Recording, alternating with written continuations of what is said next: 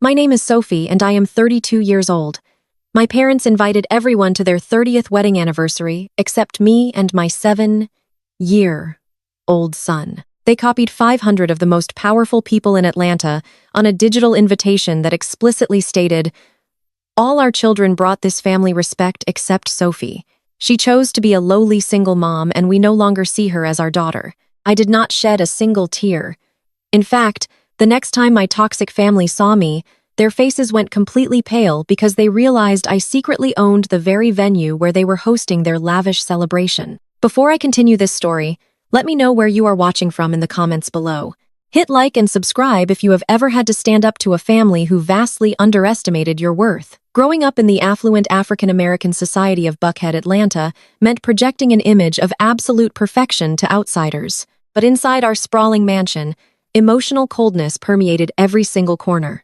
Marcus and Loris Williams were not just wealthy parents, they were obsessed with the perception of their own elite status. My father, Marcus, was a man who measured human worth entirely by the brand of a watch, the zip code of a home, and the usefulness of a person to his business network. He sat on corporate boards and smiled brightly for magazine covers, projecting the image of a benevolent patriarch. Behind closed doors, his words were designed to cut control and belittle anyone who did not serve his grand vision. My mother, Dolores, was his perfect counterpart. She ruled her social circles with an iron fist wrapped in a velvet glove. She hosted extravagant charity galas, raising funds for underprivileged children while simultaneously treating her own household staff with absolute disdain. To them, children were not human beings to be nurtured or loved unconditionally. We were investments. We were accessories meant to reflect their glory. My older sister, Chloe, had played their twisted game perfectly. She married a wealthy white venture capitalist named Brad, securing her place permanently as the golden child of the family. I had always been the quiet one, the observer, the one who saw straight through the hollow, performative nature of their lives. When I became pregnant with my son Leo at 25, the mask of their parental love slipped entirely. I remember standing in their marble foyer, the massive crystal chandelier casting harsh, unforgiving shadows across my mother's face. She had handed me a blank check and a business card for a discreet clinic out of state. When I refused to take it, my father pointed to the heavy oak front door. He told me that if I walked out of his house carrying a fatherless child, I would be dead to them. He said a single mother would only bring shame and ruin to the pristine Williams name. I walked out without looking back, carrying nothing but a single suitcase, and I never asked them for a dime. I let them believe their harsh prediction had come true. I let them think I was drowning in poverty. I deliberately chose a tiny, dark apartment in a working-class neighborhood. I bought a used 0-year-old car that constantly rattled. I wore inexpensive clothing from discount stores. I created a perfect, flawless illusion of absolute struggle. I did it because I wanted to protect my son. I knew the poison that infected the elite circles of Buckhead. I knew the crushing, suffocating pressure of growing up under the microscope of Marcus and Dolores, where your value was determined strictly by your designer labels and your bank account. I wanted Leo to grow up knowing the value of kindness, hard work, and humility. I wanted him to be completely insulated from their superficial toxic world. The glow of my smartphone cast a harsh blue light across my face. It was past midnight on a Tuesday. The apartment was entirely silent, except for the rhythmic hum of the refrigerator in the small kitchen and the soft, steady breathing of Leo sleeping in the next room. I had been reviewing standard financial reports when the notification chimed. The email subject line was written in all capital letters demanding immediate attention. It read, "Marcus and Dolores Williams request the honor of your presence to celebrate 30 years of marital excellence." I tapped the screen to open the attachment. An elaborate digital envelope appeared slowly unsealing itself to reveal an invitation designed to scream wealth and status. The background was a deep, rich navy blue bordered by intricate gold leaf patterns that sparkled even through the digital display. The font was an ornate, sweeping calligraphy. I scrolled past the lavish details of the upcoming event. It was a black tie gala at the Grand Magnolia, the most exclusive and ridiculously expensive venue in the entire state of Georgia. There would be champagne fountains, a 5-course dinner, and live entertainment from a Grammy-winning artist. But what caught my immediate attention was not the obscene display of wealth. It was the recipient list. The email had not been sent using a blind copy function. Dolores wanted everyone to see exactly who was invited. I recognized the names immediately. There were mega arch pastors, real estate mogul, state senators, and local television personalities. There were 500 names on that list, representing the absolute pinnacle of Atlanta's black elite. Every single person who held any weight in my parents' social circle was copied on this email. And then I saw my own email address buried right in the middle of the block of text. It was not a mistake. My mother never made mistakes when it came to social warfare. I swiped down to the very bottom of the invitation, past the dress code requirements, past the registry information, requesting donations to a charity in their name to artificially boost their public profile. They're separated from the rest of the text by a thick gold line was a customized footnote.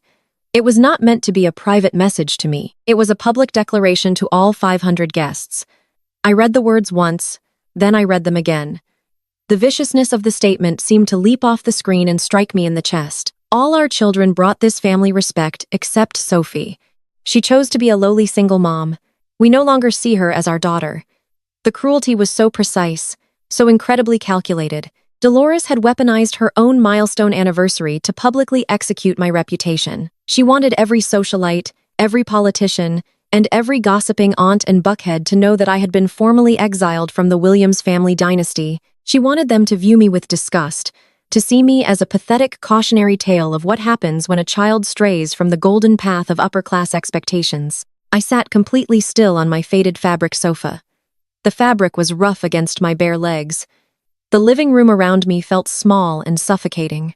Anyone looking at my life from the outside would see exactly what my parents saw. A struggling single mother, barely scraping by in a tiny forgettable apartment, utterly humiliated by her powerful family. I turned my head and looked toward the partially open door of Leo's bedroom. The soft glow of his dinosaur nightlight spilled into the hallway. I could see the outline of his small body under his superhero blanket. His chest rose and fell in a slow, peaceful rhythm. He was 7 years old, entirely innocent, and completely unaware of the toxic venom his grandparents harbored for him.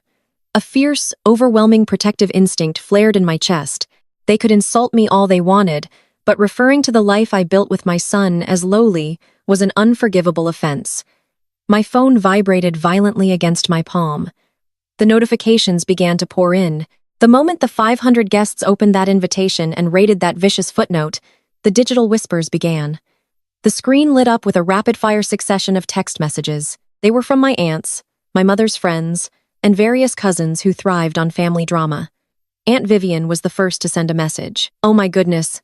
Sophie, sweetie, I just saw the invitation. I am so sorry your mother did that. You know, she just cares about the family image. Have you considered apologizing to her?" Then came a message from my cousin, Marcus Jr.'s wife, a woman who had always looked down on me. "Just read the Evite. Wow. Let me know if you need to borrow some money for groceries this week since you obviously will not be getting any inheritance." Then Aunt Beatrice chimed in. "Honey, I am praying for you and that little boy of yours. It is such a shame you threw your life away. Maybe if you write your father a letter begging for forgiveness, he might let you sit in the back row of the party." The messages were dripping with fake sympathy and thinly veiled condescension.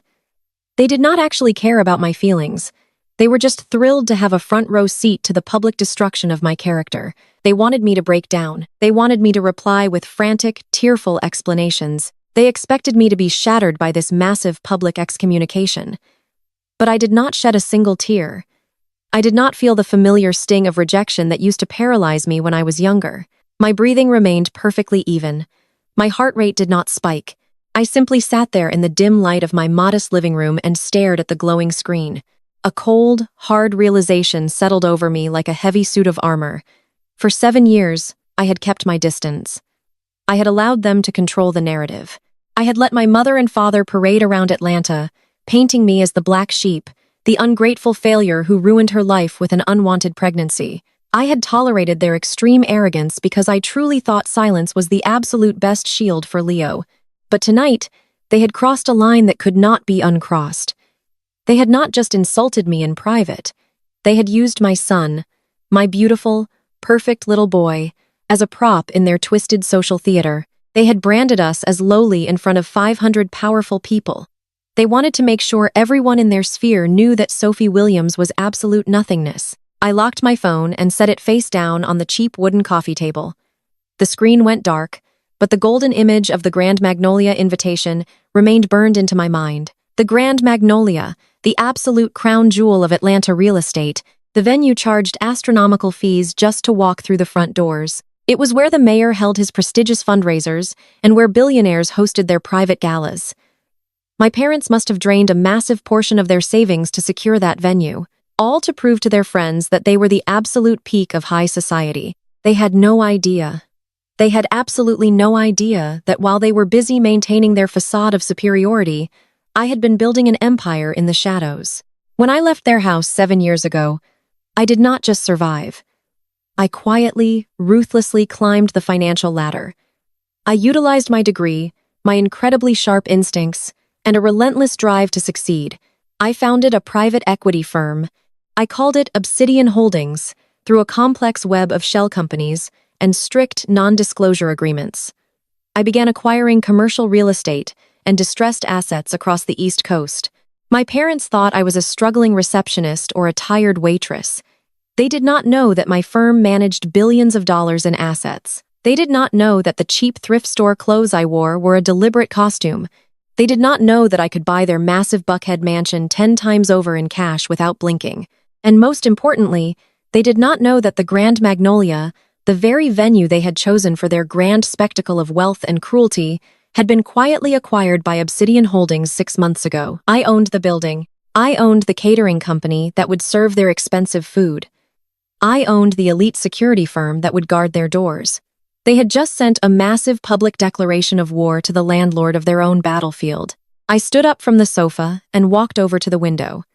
The rain was beginning to fall outside, slicking the streets of my quiet working-class neighborhood. I looked out at my 10-year-old Honda parked under the flickering street lamp. Tomorrow, I knew I would have to deal with my sister Chloe and her arrogantly racist husband, Brad.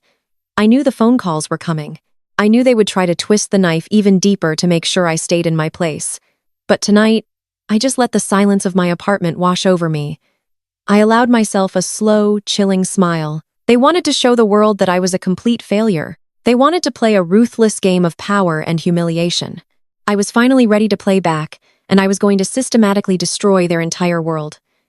The sudden buzzing of my phone broke the heavy silence of my small apartment and pulled me from my thoughts. The screen illuminated the cracked surface of my cheap coffee table, casting a harsh white glow against the peeling paint of the walls. The caller identification displayed a name I had not seen on my screen in months. It was Chloe, my older sister, the undisputed golden child of the Williams family dynasty. I sat perfectly still on my faded sofa, watching the phone vibrate and inch its way across the wood. I knew exactly why she was calling. She wanted to make sure the knife our mother had just thrown was twisted deep into my chest. She wanted to hear me cry. She wanted to hear my voice crack with the devastation of being publicly disowned. I took a slow, deep breath, regulating my heart rate until it was completely calm. Then I reached out and slid my finger across the glass screen to accept the call. I brought the phone to my ear, but I did not say a single word. I did not offer a greeting.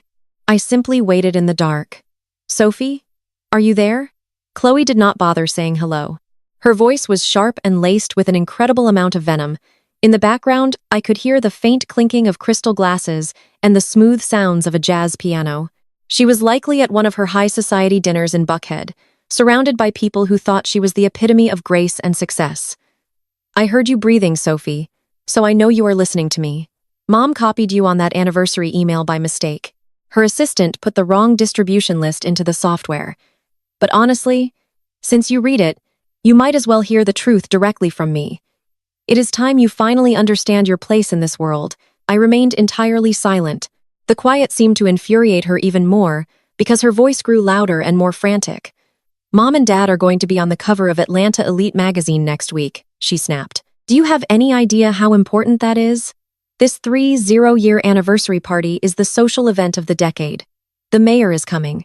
Investors from all over the East Coast are flying in. They have spent their entire lives building a flawless reputation, and they are not going to let you ruin their magazine cover with your pathetic existence." Chloe paused, taking a breath as if her own cruelty was exhausting her. "You have always been an embarrassment to us," she continued, her tone dripping with absolute disgust. "You disappeared for 7 years and chose to live like a beggar. You had a child out of wedlock. You made a mockery of the Williams name. Mom and Dad have spent years doing damage control, trying to explain away the stain you left on this family. So listen to me very carefully. Do not even think about showing up to the Grand Magnolia on Saturday. Do not come begging for forgiveness. Do not stand outside crying. Just stay in whatever miserable hole you live in and leave us alone. I still did not speak. My silence was a fortress that her insults could not penetrate. I could hear her letting out a frustrated huff of air. Then there was a sudden shuffling sound on the line as if the phone was being forcefully yanked from her hand. A new voice came through the speaker. It was loud, arrogant, and dripping with the kind of unearned confidence that only belonged to Brad. Brad was my sister's white husband. He was a venture capitalist who walked around Atlanta treating my family like they owed him their lives simply because he brought his supposedly superior status into their bloodline. He viewed himself as the ultimate savior of the Williams family, and he viewed me as absolute trash. Listen to me, Sophie. Brad spoke with heavy condescension, dragging out my name as if I were a disobedient child. Your sister is too polite to say what really needs to be said. So, I'm going to make it crystal clear for you. Your family is completely tired of carrying your dead weight. You have been a financial and emotional burden on them for your entire life, and quite frankly, I am sick of watching them stress over your failures. I rested my head against the back of the sofa, staring up at the water stains on my ceiling. I had not asked my parents for a single penny in 7 years. I had not asked them for emotional support. I had completely vanished from their lives to protect my son. Yet here was Brad inflating his own ego by pretending I was some sort of parasite draining their resources. I am the one holding this family together. Brad boasted, his voice echoing through the phone. I just personally sponsored $50,000 for this anniversary party at the Grand Magnolia. I paid for the luxury catering. I paid for the imported floral arrangements.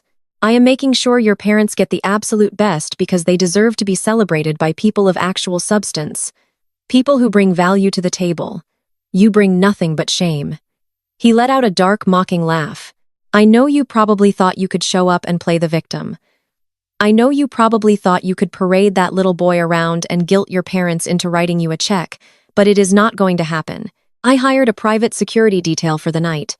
They have your photograph and they have strict instructions.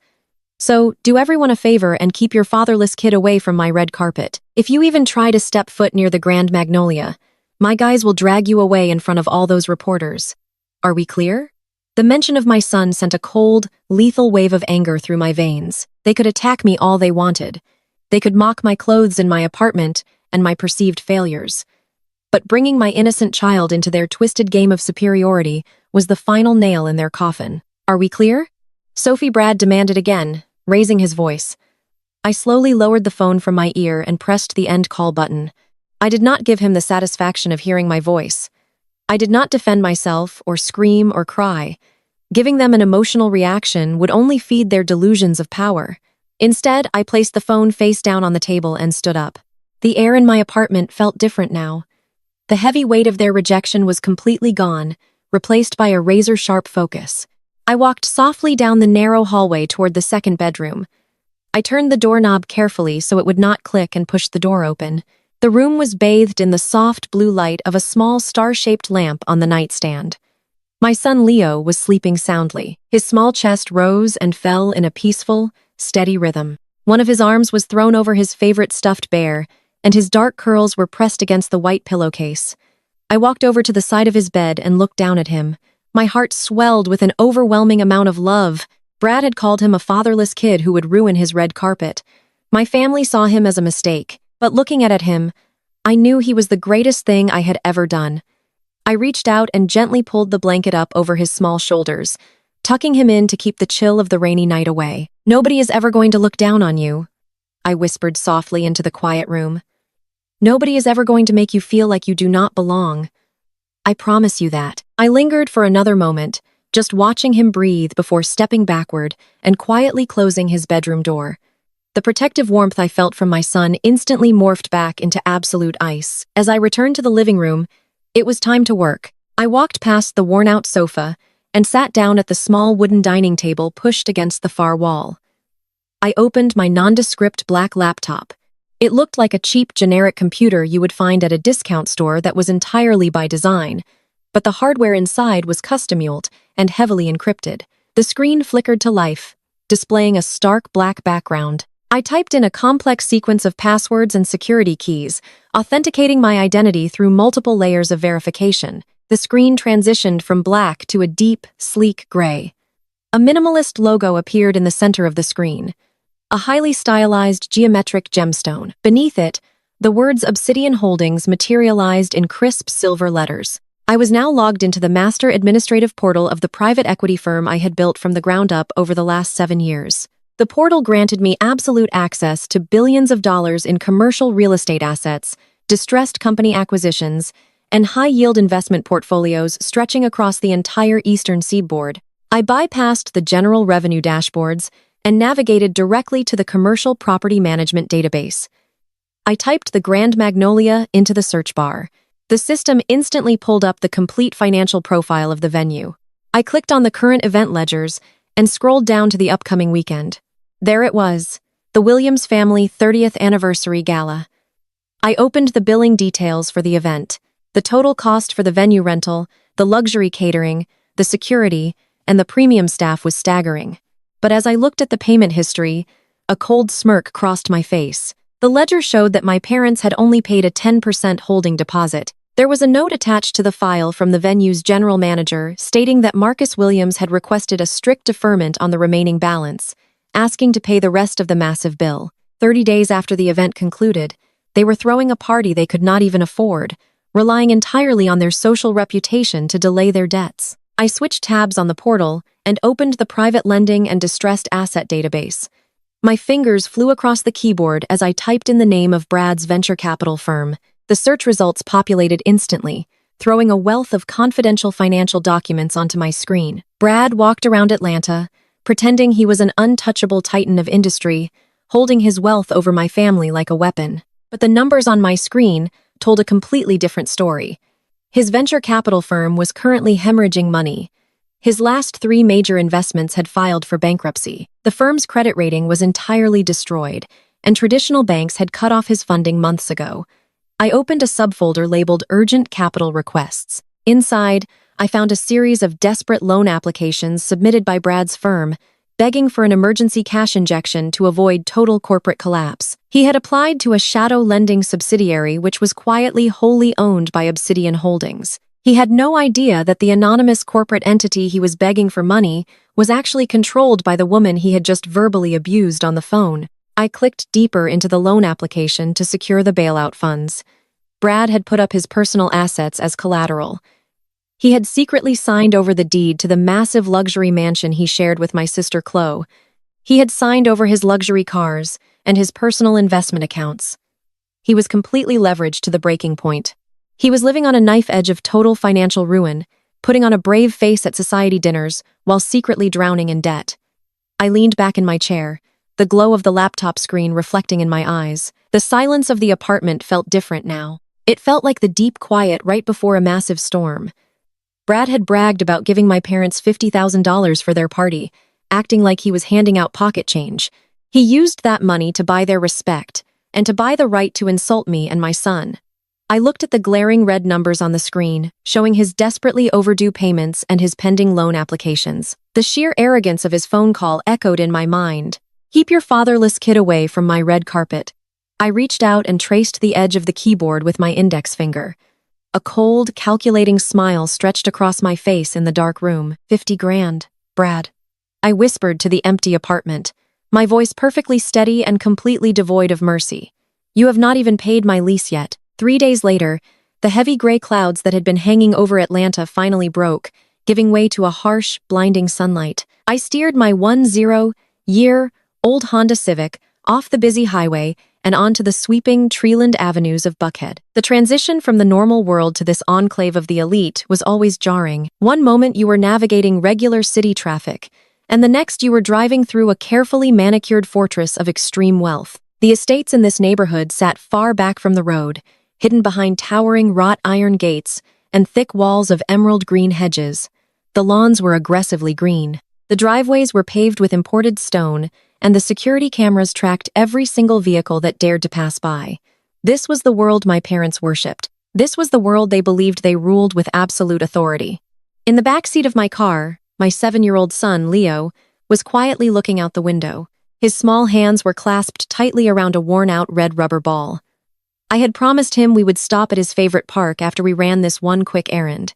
He did not know we were going to his grandparents' house. He barely knew who they were. I had kept him so isolated from their toxic influence that, to him, Marcus and Dolores were just strangers we occasionally saw in passing. I glanced at him through the rear-view mirror, feeling that familiar, fierce wave of protectiveness. He was humming softly to himself, completely untainted by the judgment and cruelty that defined the people living behind these massive gates. I was not driving to the Williams estate to beg or to demand an apology for the digital invitation they had sent to 500 people.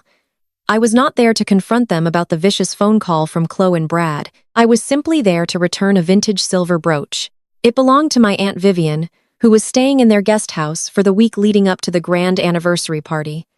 She had left it at my apartment months ago during a rare and brief visit. Returning, it was a basic courtesy, nothing more. I had wrapped it safely in a small black velvet box. I had no intention of staying longer than 5 minutes.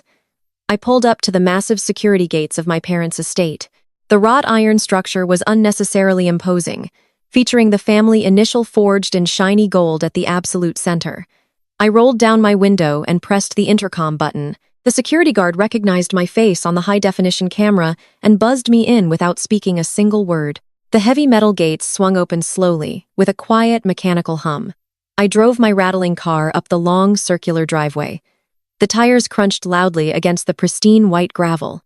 The sound felt almost offensive against the absolute quiet and curated perfection of the estate. The house itself was a towering structure of white brick and imported stone, designed to look like a modern southern plantation. Tall, perfectly spaced columns held up the massive front portico.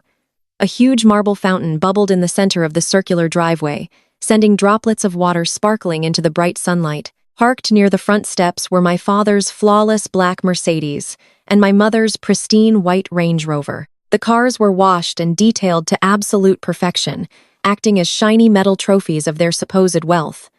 I parked my fading Civic a good distance away from their luxury vehicles cutting the engine. It gave a final pathetic shudder before dying completely. I grabbed the small velvet box from the passenger seat. I turned to Leo and told him to stay in the car for just a moment. He nodded, his eyes wide as he took in the massive columns of the house. I stepped out onto the gravel and closed the car door gently, trying not to make too much noise. The humid Atlanta air immediately settled over my skin. I was wearing a simple pair of faded jeans and a plain gray sweater. It was my standard uniform of invisibility. It was exactly the kind of modest, inexpensive outfit they expected their failed daughter to wear. It was the perfect disguise for a billionaire who was quietly pulling the strings of their entire financial reality. I had not even reached the bottom of the grand marble staircase when the massive mahogany front doors swung open. They had clearly been watching the security monitors from inside the house. Marcus and Dolores stepped out onto the sweeping portico. They looked like they had just stepped out of a high-end luxury lifestyle magazine. My father was wearing a tailored navy suit with a crisp white shirt that looked entirely too formal for a random Tuesday afternoon. My mother wore a flowing silk dress in a deep shade of emerald green that perfectly complemented her expensive diamond jewelry. They stood at the very top of the stairs, looking down at me as if I were some sort of diseased insect that had just crawled out of the gravel to ruin their perfect day. Dolores crossed her arms tightly over her chest, her manicured fingers tapping impatiently against her silk sleeves.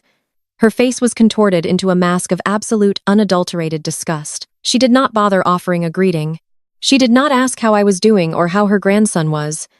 Her eyes scanned my modest clothing and my old car before finally locking fiercely onto my face.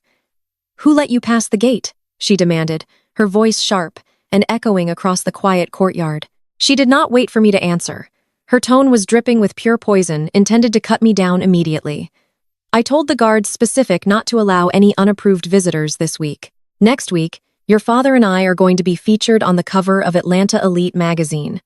The photographer is coming to the estate in 2 days to shoot the primary spread. We have spent our entire lives cultivating a flawless image of success and excellence for this family.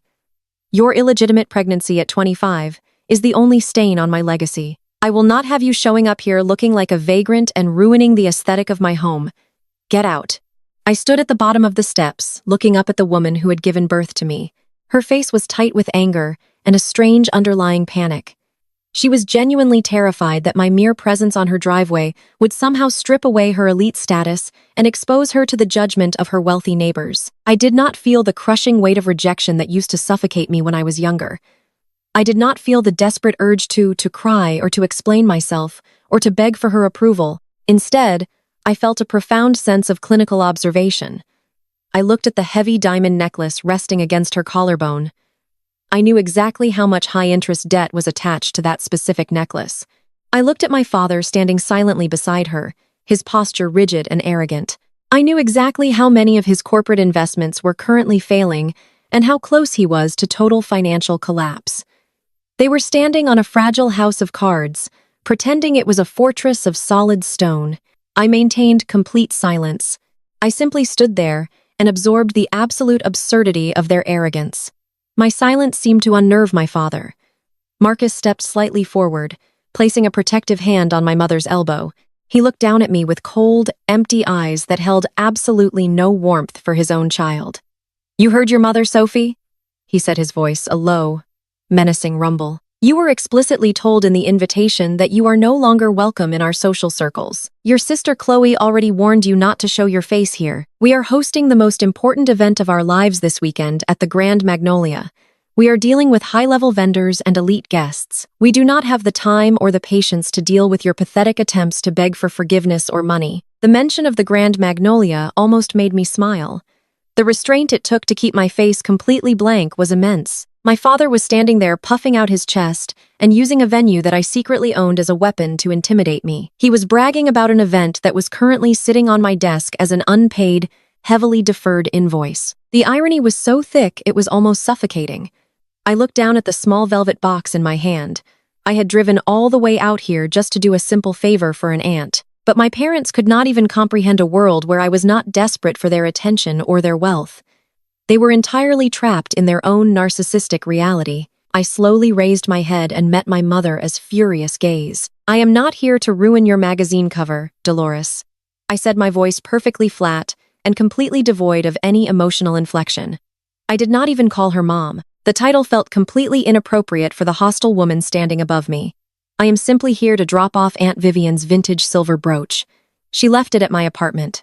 You can hand it to her when she returns from whatever expensive lunch she is currently attending." I took one single step up the marble staircase and held out the small velvet box. My mother recoiled violently, as if I were holding a venomous snake. She refused to extend her hand to take it. "I am not touching anything that has been in your filthy apartment," she sneered, her upper lip curling in disgust. "Just leave it on the stone pillar and get off my property before I call the police for trespassing. I will not have the neighbors see a vehicle that looks like it belongs in a junkyard parked in my driveway." I looked at her for a long, silent moment. Her priorities were so incredibly broken. Her daughter was standing in front of her, offering a simple kindness, and her only concern was what the neighbors might think of my car. I slowly lowered my arm and placed the velvet box on the wide, flat surface of the marble balustrade. The soft, black fabric of the box looked entirely out of place against the cold, hard stone. Much like I did in this family, I took a step back down, returning to the gravel driveway. I did not break eye contact with them. The amount of willpower it took not to crush their reality right then and there was monumental. I could have easily pulled out my phone and accessed the Obsidian Holdings portal. I could have shown my father the exact financial documents detailing his massive unpayable debts. I could have told my mother that the Grand Magnolia would cancel their party in an instant if I simply sent a one-line email to my general manager. But doing it now would be a massive waste of leverage. Doing it in the privacy of their driveway would allow them to hide their shame behind closed doors. They needed to fall from the highest possible peak. They needed to be exposed in front of the very audience they had sacrificed my childhood to impress. I turned my back on them entirely and began walking toward my car. I could feel their eyes burning into my back, full of unearned hatred and toxic superiority. They truly believed they had won. They truly believed they had successfully swatted away a useless nuisance and protected their fragile social standing. I reached out and placed my hand on the warm metal of my car door, feeling the vibration of the engine as it struggled to idle. The vast difference between who they thought I was and who I actually was felt like a loaded weapon resting quietly in my pocket. They thought I was retreating in defeat. They thought my silence was submission. They had no idea that my silence was actually the sound of a predator patiently waiting for the trap to snap shut. I looked back one last time at the massive white columns of the estate. It looked like a beautiful prison, a place where love was entirely conditional and respect was purchased with borrowed money. I was so glad I had escaped. I was so glad my son would never learn to measure his worth the way they measured theirs. I pulled on the driver's door handle, ready to drive away and leave them to their delusions for just a few more days. But before I could slide into the seat, the handle on the back door clicked and pushed open. Leo had decided he was tired of waiting inside the car. He pushed the heavy door open and stepped out onto the stark white gravel. His small sneakers crunched against the stones, breaking the suffocating silence of the massive courtyard. He was holding his favorite red rubber ball, a cheap toy we had bought at the local discount store down the street from our apartment. He loved that ball because it was brightly colored and bounced higher than any other toy he owned. The dense humidity of the Atlanta afternoon must have made his small hands slippery, or perhaps the sheer imposing scale of his grandparents' towering mansion intimidated him, as he took a tentative step away from the safety of my fading Honda Civic. The red rubber ball slipped from his fingers. I'd hit the gravel with a dull, hollow thud and immediately began to roll. The driveway was built on a slight incline designed to showcase the massive marble staircase leading up to the front doors. The bright red ball rolled slowly and steadily across the pristine white stones, drawing a vivid line of color across their sterile, curated landscape. It rolled directly toward the bottom of the staircase where my parents stood like stone statues. It came to a halt, gently bumping against the polished tip of my father's expensive Italian leather Oxford shoes. Leo took a hesitant step forward, his large brown eyes looking up at the towering figure of his grandfather. He was just a child. Any normal human being, any normal grandfather would have smiled, bent down, and tossed the toy back to the little boy. It was the most basic human instinct. But Marcus Williams was not a normal man, his face contorted with a level of absolute revulsion that made my blood run cold. He looked down at the cheap red ball touching his expensive shoe as if it were a toxic hazard that had just contaminated his perfect existence. My father did not bend down. He drew his foot back and kicked the small red toy with a vicious, unnecessary amount of force. The ball flew through the humid air and crashed deep into the thorny branches of the manicured rose bushes bordering the portico. Leo froze his lower lip, trembling as he watched his favorite toy disappear into the dark green foliage. He did not cry, but the confusion and hurt on his small, innocent face sent a lethal surge of adrenaline flooding straight through my veins. This boy is the embodiment of your failure. My father spat out his voice, echoing sharply off the massive marble columns. He looked down at my 7-year-old son with eyes entirely devoid of love or basic humanity. Brad is completely right about you both. Fatherless kids like him just end up taking up space in the prison system. The cruelty of his statement was breathtaking. He was looking at a 7-year-old boy, an innocent child, with my eyes and my smile, and casually predicting a life in a prison cell simply because my son lacked a wealthy father. The profound historical and racial weight of a black grandfather, saying something so vile about his own black grandson just to validate his own internalized classism, was entirely unforgivable. My mother, Dolores, stood right beside him, her face a rigid mask of silent agreement. She did not flinch. She did not correct her husband. She simply adjusted her expensive diamond necklace and looked away as if the mere sight of her own grandson deeply offended her delicate high society sensibilities. I moved immediately, acting on pure protective instinct. I dropped to my knees right there on the sharp white gravel, ignoring the way the stones dug into my skin. I pulled Leo tightly into my arms, pressing his face into my shoulder to shield him from their toxic, hateful gaze. I covered his ears and whispered softly, telling him he was safe and that the ball did not matter and that I would buy him 100 new ones. My heart was pounding relentlessly against my ribs, but not with sorrow. The pain of parental rejection had burned away years ago. What replaced it was a rage so cold and absolute it felt like liquid ice circulating through my body. They had insulted me for years, and I had absorbed every blow with a blank face to keep the peace. But aiming their classist poison at my innocent son crossed a boundary that could never be uncrossed. Before I could stand up and escort Leo back into the protective shell of our car, the heavy wrought iron security gates at the end of the driveway began to hum and swing open once again. The aggressive, roaring sound of a high-performance engine shattered the quiet afternoon air. A sleek, silver, Porsche Macan swept up the long circular driveway, its wide tires gripping the gravel with aggressive precision. The luxury vehicle pulled up directly behind my rusted Honda, deliberately blocking my car in place so I could not leave. The tinted windows rolled down smoothly to reveal my sister Chloe sitting in the passenger seat wearing oversized designer sunglasses and a smug, self-satisfied expression. At the wheel, with one hand draped casually over the leather steering wheel, was her husband, Brad. Brad threw the sports car into park and stepped out onto the driveway, adjusting the cuffs of his impeccably tailored gray suit. He looked around the sprawling courtyard with the arrogant entitlement of a man who believed he owned absolutely everything his eyes touched. He was a white venture capitalist who viewed my black family not as equals, but as useful accessories to his own grand narrative of success. He viewed himself as the ultimate savior of the Williams family, and he viewed me as the embarrassing trash they all had to hide. His pale blue eyes scanned the driveway and landed on me, still kneeling on the gravel holding my son. A sneer of pure superiority twisted his features. He walked around the front of the Porsche, completely ignoring my presence, and greeted my parents with a loud, booming voice that demanded immediate attention.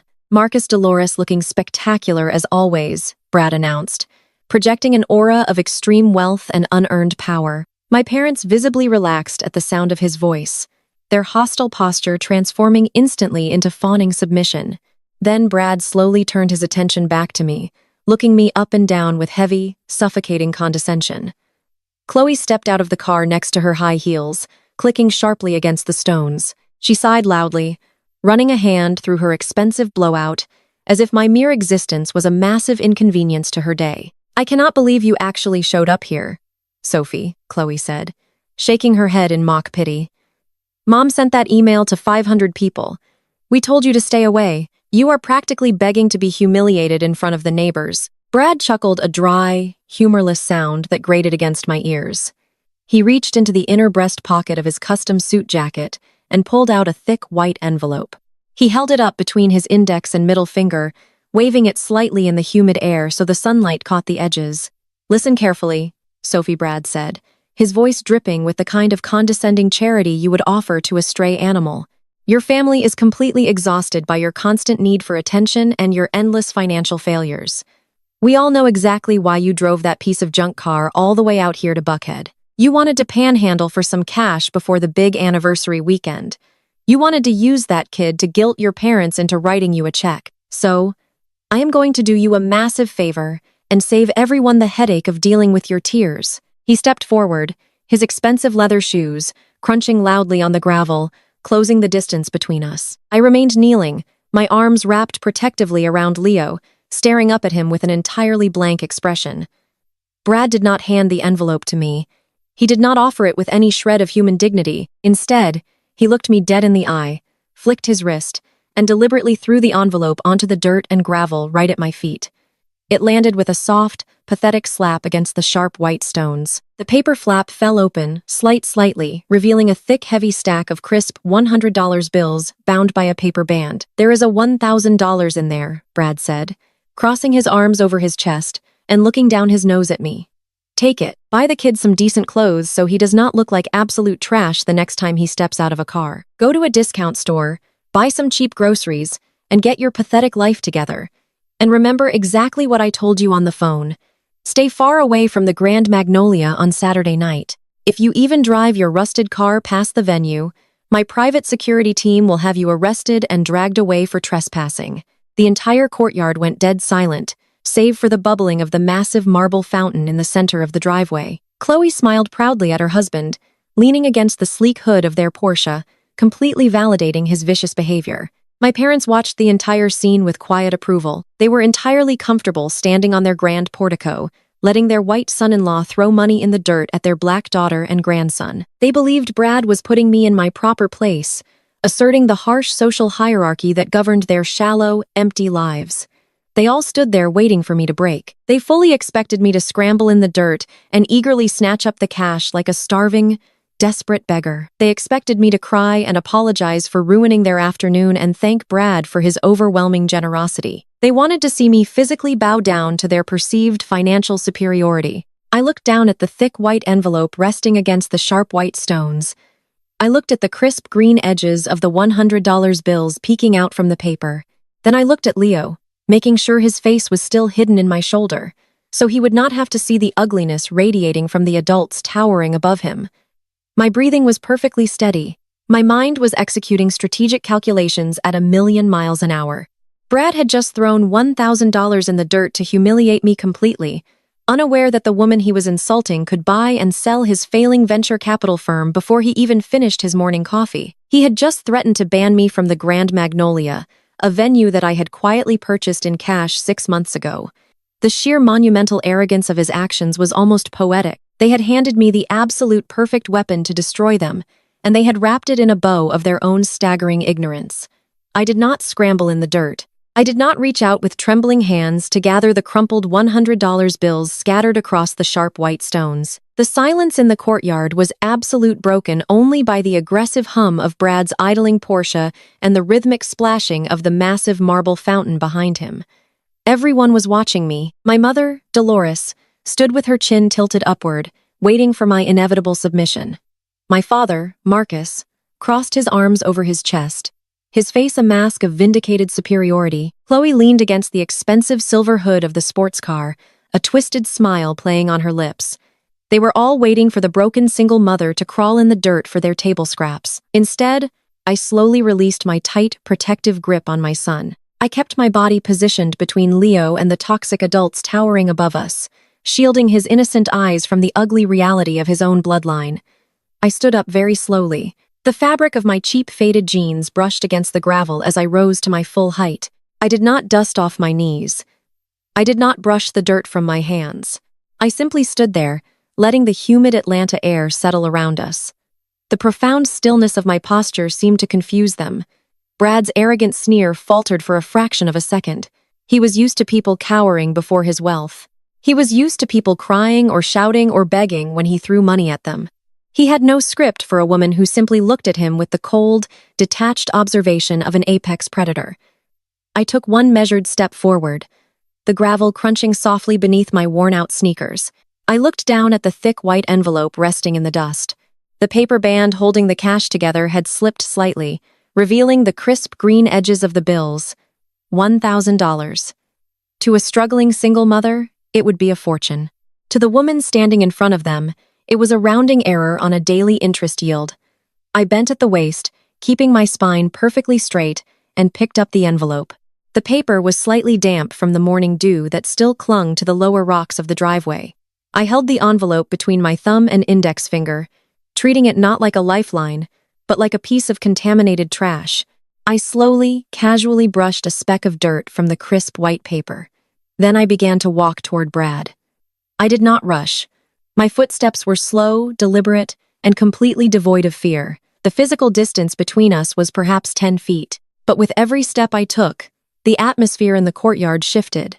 The triumphant energy radiating from my family began to sour into a strange, unnameable tension. Chloe uncrossed her arms and stood up straight, her eyes narrowing behind her oversized designer sunglasses. My mother shifted her weight uncomfortably on the marble stairs. My father dropped his arms to his sides. They were expecting me to walk over to my rusted Honda Civic and drive away in shame. They were not expecting me to close the distance between myself and the man who had just publicly humiliated me. I stopped when I was less than 2 feet away from Brad. He was taller than me, physically imposing in his custom-tailored gray suit. But up close, the illusion of his absolute power began to fracture. I could see the faint sheen of nervous sweat on his forehead, despite the cool breeze blowing through the massive estate. I could see the subtle, frantic twitch of a muscle near his jawline. He was a man drowning in secret debts, desperately pretending he was standing on solid ground. He puffed out his chest, trying to reclaim his dominance, trying to look down his nose at the lowly sister-in-law in her thrift store clothes. I did not speak. I simply raised my hand, holding the thick stack of cash. Brad flinched slightly, almost imperceptibly, thinking I might throw it back in his face or strike him. Instead, I reached forward smoothly, invading his personal space with a calm, terrifying precision. I slid my fingers into the open breast pocket of his expensive suit jacket, his breath caught in his throat. The sheer audacity of my movement paralyzed him. Nobody touched Bradley without permission. Nobody breached his protective bubble of extreme wealth. I slid the dusty envelope deep into the silk-lined pocket, pressing it firmly against his chest. I patted the lapel of his jacket twice. A gesture so deeply patronizing it made his pale eyes widen in pure shock. I stepped closer, completely eliminating the space between us, until I could smell the expensive imported cologne, attempting to mask the scent of his underlying panic. I tilted my head slightly, keeping my voice so low that only he could hear the words. My tone was not angry. It was not vindictive. It was the absolute zero temperature of a corporate executioner reading a final verdict. "Keep it, Brad," I whispered, my voice slicing through the humid air like a razor blade. "You are going to need every last penny for your emergency shareholder meeting on Monday morning." The effect of those 18 words was instantaneous and catastrophic. The color completely drained from Brad's face, leaving his skin a sickly pasty white. His pupils dilated in sheer, unadulterated terror. A sharp, involuntary gasp escaped his lips. His emergency shareholder meeting was an absolute secret. It was a highly classified, desperate gathering of his remaining investors, meant to address the catastrophic failure of his venture capital firm and the massive shadow loans he had secretly acquired. Nobody outside of his firm's executive board knew about that meeting. Not the press, not his competitors, and certainly not his wife, Chloe, who was currently standing just 3 feet away, completely oblivious to the fact that her husband had mortgaged her luxury lifestyle to the breaking point. Brad stared at me, his mouth opening and closing soundlessly, his arrogant facade shattered into a million irreparable pieces right there on the pristine white gravel of my parents' driveway. He looked at the faded gray sweater I was wearing.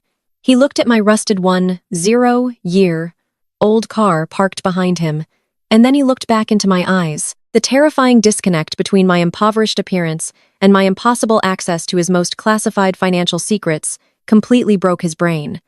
A cold sweat broke out across his temples. His chest heaved as he struggled to draw a full breath. He suddenly felt a bone, chilling coldness that he could not explain. He was looking at the family scapegoat, but the eyes staring back at him belonged to the ruthless, invisible billionaire who currently held the mortgage to his entire life. I did not wait for him to find his voice. I did not offer any further explanation. I let the silence stretch out for one agonizing second, allowing the absolute terror of my statement to sink deep into his marrow. Then I turned my back on him, completely dismissing his existence. I walked smoothly back to where my son was waiting. Leo was standing exactly where I had left him, holding on to the side mirror of my old car. I crouched down, matching his eye level, and smiled warmly, entirely erasing the cold predator I had been just seconds before. "Ready to go to the park, sweetie?" I asked, my voice light and full of genuine love. He nodded eagerly, reaching out to grab my hand. I opened the heavy creaking door of the Honda Civic and helped Leo into the back seat, making sure his seatbelt was securely fastened. I closed his door and walked around to the driver's side. I did not look back at the grand marble staircase. I did not look at my mother, whose face was twisted in profound confusion over my lack of a breakdown. I did not look at my father, who was watching the scene unfold with a deep, unsettling frown. And I certainly did not look at Chloe, who was now touching Brad's arm, asking him what was wrong, why he looked so pale, why he was staring at my car as if it were a ghost ship. I slid into the worn driver's seat and turned the key in the ignition. The old engine sputtered, coughed, and finally roared to life, rattling the dashboard. I put the car in drive and slowly, carefully maneuvered around Brad's sleek silver Porsche. As I pulled away, moving steadily down the long, circular driveway toward the massive wrought-iron security gates, the silence I left behind was absolute. I had not shouted a single curse word. I had not shed a single tear. I had not engaged in their petty, highly orchestrated drama. But I had planted a lethal explosive device directly in the center of their pristine, perfect world. As the security gates buzzed open and my car rolled out onto the busy streets of Buckhead, I glanced in the rearview mirror one last time.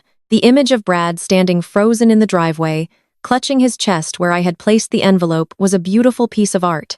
He would spend the entire weekend sweating. He would spend every moment at that lavish anniversary party, looking over his shoulder, wondering how the useless single mother knew about his impending financial doom. He would be physically present at the Grand Magnolia, drinking expensive champagne and smiling for the cameras, but his mind would be trapped in a state of absolute paranoia. They thought the battle was over because I drove away. They thought my departure was a retreat. My parents would likely spend the evening congratulating themselves on successfully eliminating the one stain on their perfect family portrait. My mother would sip her wine and tell my father how well Brad handled the situation, how he put me in my place, how I finally learned my lesson. They would continue their frantic preparations for the Grand Magnolia. Convinced that their position at the very top of Atlanta's social hierarchy was untouchable, they had no idea that the ground beneath their feet was already gone. They were just waiting for gravity to take effect. The drive to the park was peaceful. The heavy humidity of the afternoon was beginning to lift slightly as the sun shifted lower in the sky, casting long golden shadows across the suburban streets. Leo sat in the back, swinging his legs, kicking lightly against the back of my seat. He was singing a song he had learned in school, entirely unaffected by the darkness we had just left behind. I listened to his sweet, innocent voice and felt an overwhelming sense of validation. The modest life I had constructed, the cheap car, the tiny apartment, the thrift store clothes, it had all served its ultimate purpose. It had created an impenetrable shield around my child, keeping him safe from the infectious vanity of the Williams family dynasty. I gripped the steering wheel, feeling the rough, worn texture of the synthetic leather. In a few hours, I would trade this faded sweater for a bespoke Powers suit. I would trade this rattling car for the silent private elevator that would take me to the top floor of Obsidian Holdings. I would transition from the discarded single mother back into the anonymous apex predator of the commercial real estate world. The power shift was not just financial, it was psychological. I had let them show me exactly who they were. I had given them every opportunity to show a single shred of basic human decency. And they had aggressively chosen cruelty. They had chosen to kick a child's toy into the dirt, to throw money at my feet to leverage a venue they could not even afford as a weapon against their own blood. Brad's emergency shareholder meeting on Monday was going to be a bloodbath. His investors were going to demand answers for the missing millions. They were going to ask him why he secretly mortgaged his luxury mansion to a shadow lender. They were going to tear his arrogant facade to pieces. But before Monday came Saturday was the night of the grand anniversary gala. Saturday was the night the entire elite society of Buckhead would gather under the crystal chandeliers of the Grand Magnolia. Saturday was the night my parents would try to cement their legacy in front of the mayor, the press, and 500 of their closest superficial friends. I pulled the car into the gravel parking lot of the local community park. Children were running across the green grass, their laughter floating through the air. I turned off the engine and unbuckled my seatbelt. Leo cheered, grabbing the door handle and bounding out into the warm afternoon sun. I stepped out after him, closing the car door with a satisfying click. The contrast between this simple, joyful reality and the toxic wasteland of my parents' estate was staggering. I watched my son run toward the swings completely free, completely loved, completely safe. I took a deep breath of the fresh air, letting the oxygen fill my lungs. The trap was set. The countdown had officially begun. Brad was already bleeding out from the psychological wound I had inflicted, and the rest of the family was blindly marching straight toward the edge of the cliff. Saturday night was going to be an absolute masterpiece of destruction, and I was going to savor every single second of it. The transition from the warm, sunlit park to the freezing heights of the financial district took place 2 days later.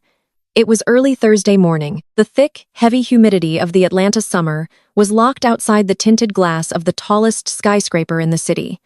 The private elevator ascended smoothly with a quiet mechanical hum. I stood alone in the polished steel box, watching the floor numbers tick upward on the digital display until it reached the absolute top floor. The doors slid open silently, and I stepped out onto the plush dark carpet. I was no longer wearing the faded thrift store jeans and the cheap gray sweater that I had worn to my parents' estate. I was wearing a razor-sharp, bespoke Powers suit tailored perfectly to my frame. The dark charcoal fabric absolute authority. My hair was pulled back flawlessly into a tight low bun. The heels of my designer shoes clicked rhythmically against the polished marble floor of the reception area. This was Obsidian Holdings. The massive geometric gemstone logo was mounted on the wall behind the reception desk in brushed titanium. The receptionist stood up immediately the moment she saw me and offered a highly respectful bow of her head. "Good morning, Madam Chairman," she said quietly, her voice full of genuine reverence. I nodded in return and walked down the wide, quiet corridor toward my corner office. I was the anonymous billionaire CEO who had quietly bought out half the commercial real estate and distressed firms across the eastern seaboard. Nobody in the Buckhead elite circle knew my name. They did not know that the quiet single mother they loved to mock controlled a financial empire that could crush their entire net worth before lunch. My modest lifestyle, the tiny apartment, the rattling 10-year-old car, it had all been a very deliberate choice. I had constructed that impoverished reality specifically to protect my son Leo from the toxic superficial culture of the elite. Growing up in my parents' house, I had watched wealth rot the human soul from the inside out. I had watched my sister Chloe turn into a vain, cruel woman who measured human value by designer labels and country club memberships. I had watched my parents sacrifice basic human decency on the altar of public perception. I wanted Leo to grow up valuing character over cash. I wanted him completely insulated from the poisonous vanity that infected my bloodline. The cheap toys, the public parks, the budget groceries, they were all a shield that allowed him to be a normal happy boy instead of an arrogant prince of Buckhead. I entered my massive corner office. The floor-to-ceiling windows offered a breathtaking panoramic view of the entire Atlanta skyline. I could see the sprawling green canopy of the wealthy northern suburbs in the far distance where my parents were currently obsessing over their magazine cover and their precious anniversary party. I walked over to my heavy mahogany desk and sat down in the leather executive chair. The desk was completely clear except for a high-end encrypted laptop and a single black notepad. The silence in the room was absolute, a stark contrast to the chaotic noise of the life my parents lived.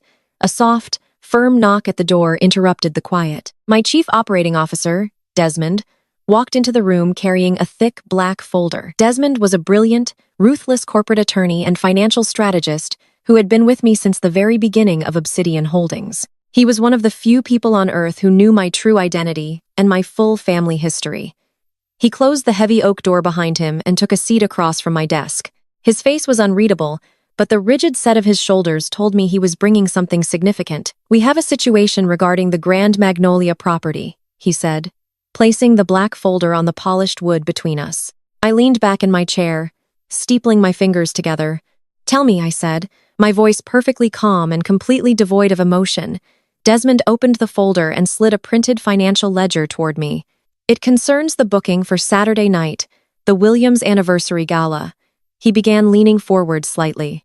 "The client signed the standard contract for the full venue buyout. This includes the premium catering package, the Tier 1 security detail, the imported floral arrangements, and the live entertainment staging.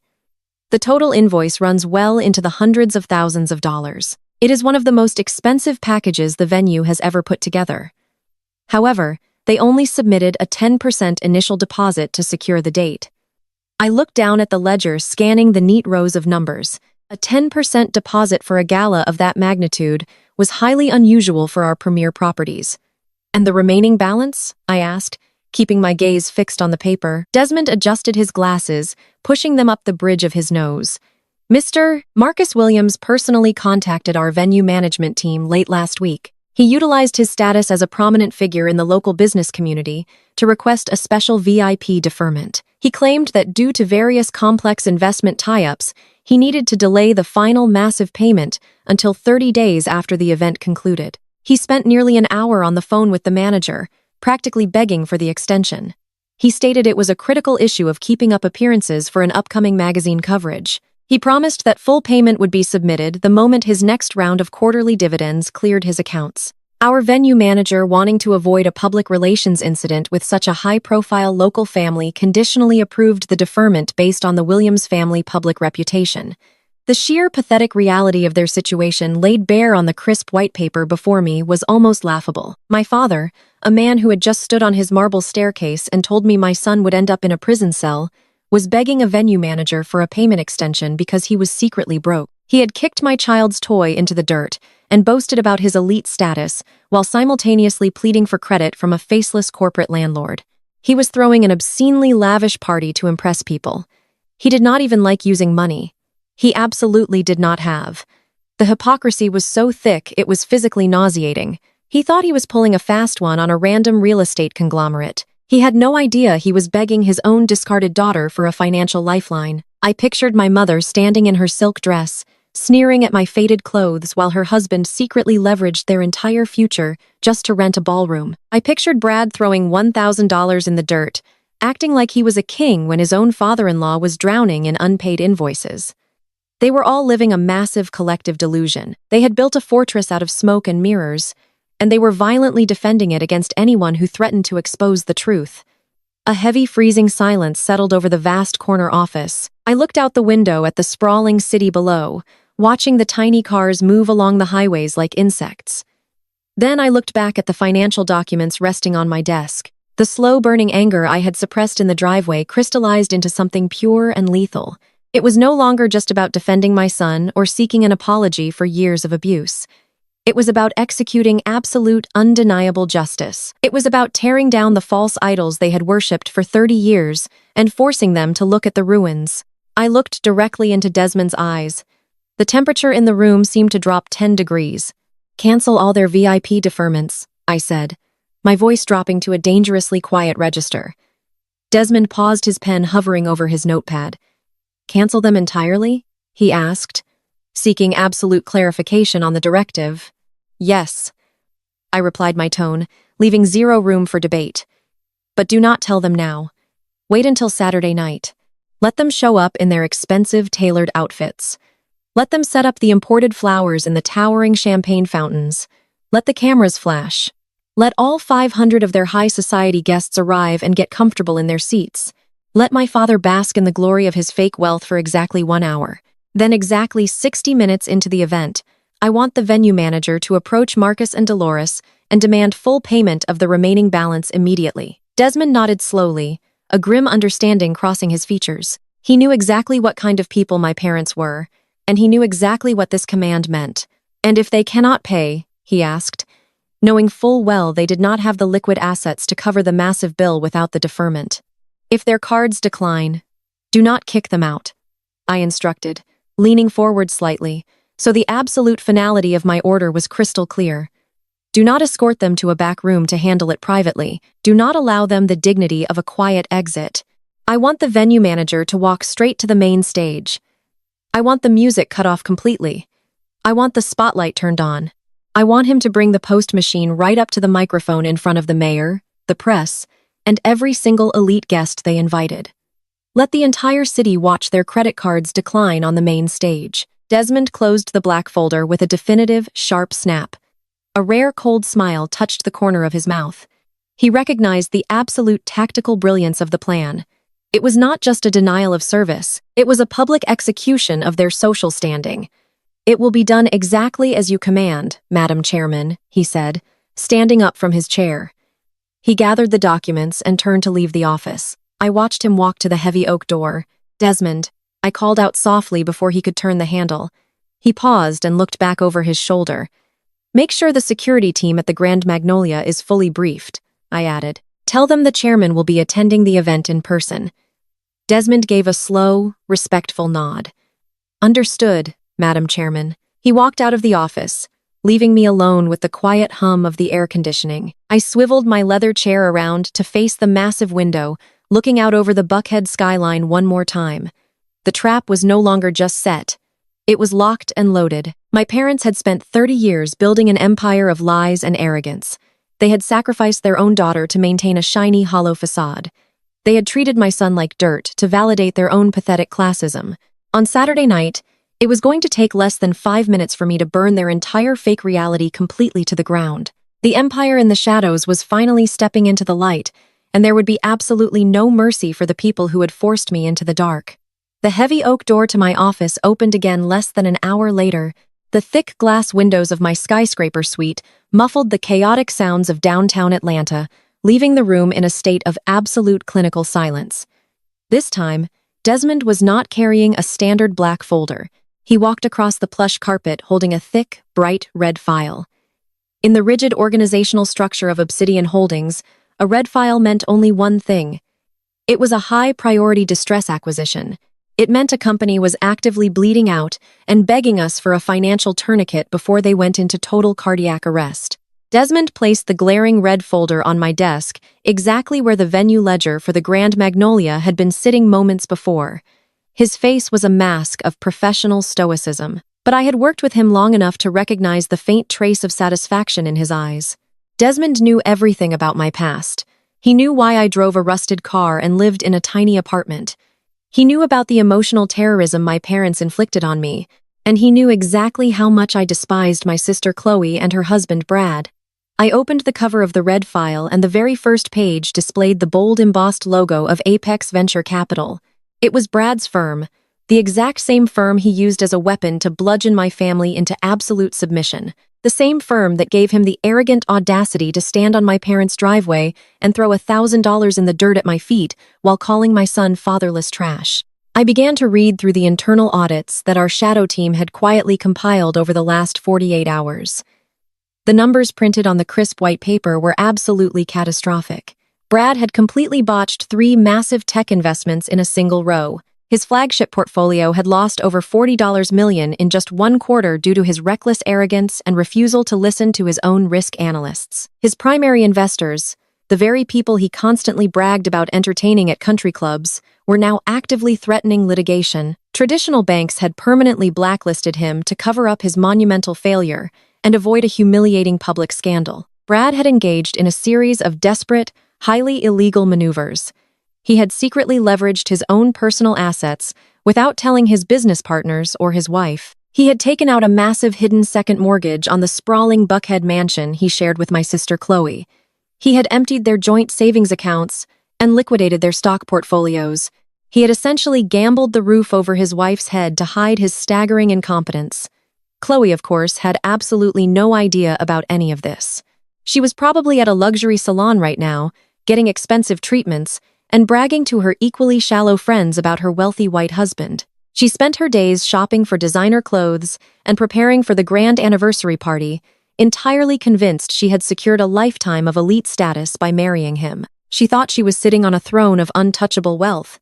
She did not know that her perfect husband had secretly signed away, the very ground she walked on, leaving them 1 step away from total homelessness.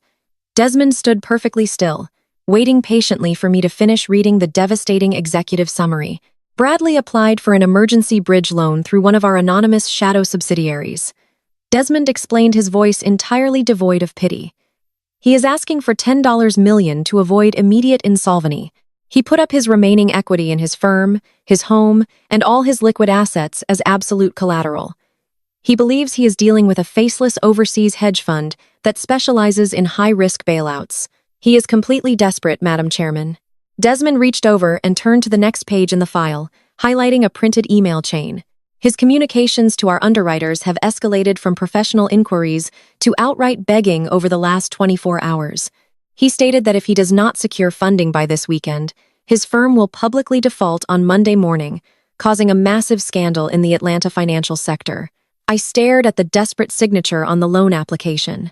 Brad had signed his name with aggressive, sharp strokes, the ink pressing deep into the paper. He was a man standing on the trapdoor of a gallows, pleading for a total stranger to cut the rope. He thought his white privilege and his expensive tailored suits would magically save him from the consequences of his own spectacular failure. He had walked onto my parents' driveway, acting like an untouchable god, punishing the lowly single mother for simply existing in his presence. He threw cash in the dirt to make himself feel powerful while secretly drowning in a multi-million-dollar ocean of debt. The sheer pathetic irony of his existence was almost intoxicating to witness. He looked down on me and my son because we did not fit his racist, classist narrative of what success looked like. He thought my modest life was a symptom of stupidity and laziness. He had no idea that the woman he loved to verbally abuse was currently holding his entire financial future in the palm of her hand. He was begging me for survival, and he did not even know it. I picked up my heavy silver fountain pen from the desk. The cold metal felt perfect against my skin. I flipped to the final page of the contract where our standard terms and conditions were listed in tiny, dense text. I did not just sign the approval. I began to write directly into the margins, adding a highly specific, customized amendment. I drafted a strict morality and conduct clause. It was a legal tripwire designed specifically for his toxic arrogance. The clause explicitly stated that the lender held the absolute right to trigger an immediate liquidation of all collateral, including his personal residence and all business assets, if the borrower engaged in any form of public harassment, discriminatory behavior, or verbal abuse toward the lender or any of its affiliates. It was a completely standard requirement in certain high-risk venture capital bailouts designed to protect the lending institution from public relations disasters. But Brad was far too arrogant and far too desperate to ever read the fine print. He would just see the $10 million lifeline and sign his life away without a second thought. He would never suspect that the faceless hedge fund saving his life was actually owned by the black sister-in-law he loved to humiliate. I took my time writing out the clause, making sure every single legal loophole was closed tight. I wanted to ensure that when the trap snapped shut, there would be absolutely no way for him to wiggle out of it in court. My handwriting was smooth and deliberate. I thought about the way he had looked at little Leo. I thought about the way he had told me to keep my fatherless kid away from his red carpet. Every stroke of my pen was fueled by the cold, protective rage of a mother who was about to obliterate a monster. I finished writing the lethal clause, making sure the legal language was absolutely ironclad. I pressed the nib of my pen to the signature line. I did not sign my legal name. I signed it with the stylized signature I used for all shadow acquisitions. S. Obsidian.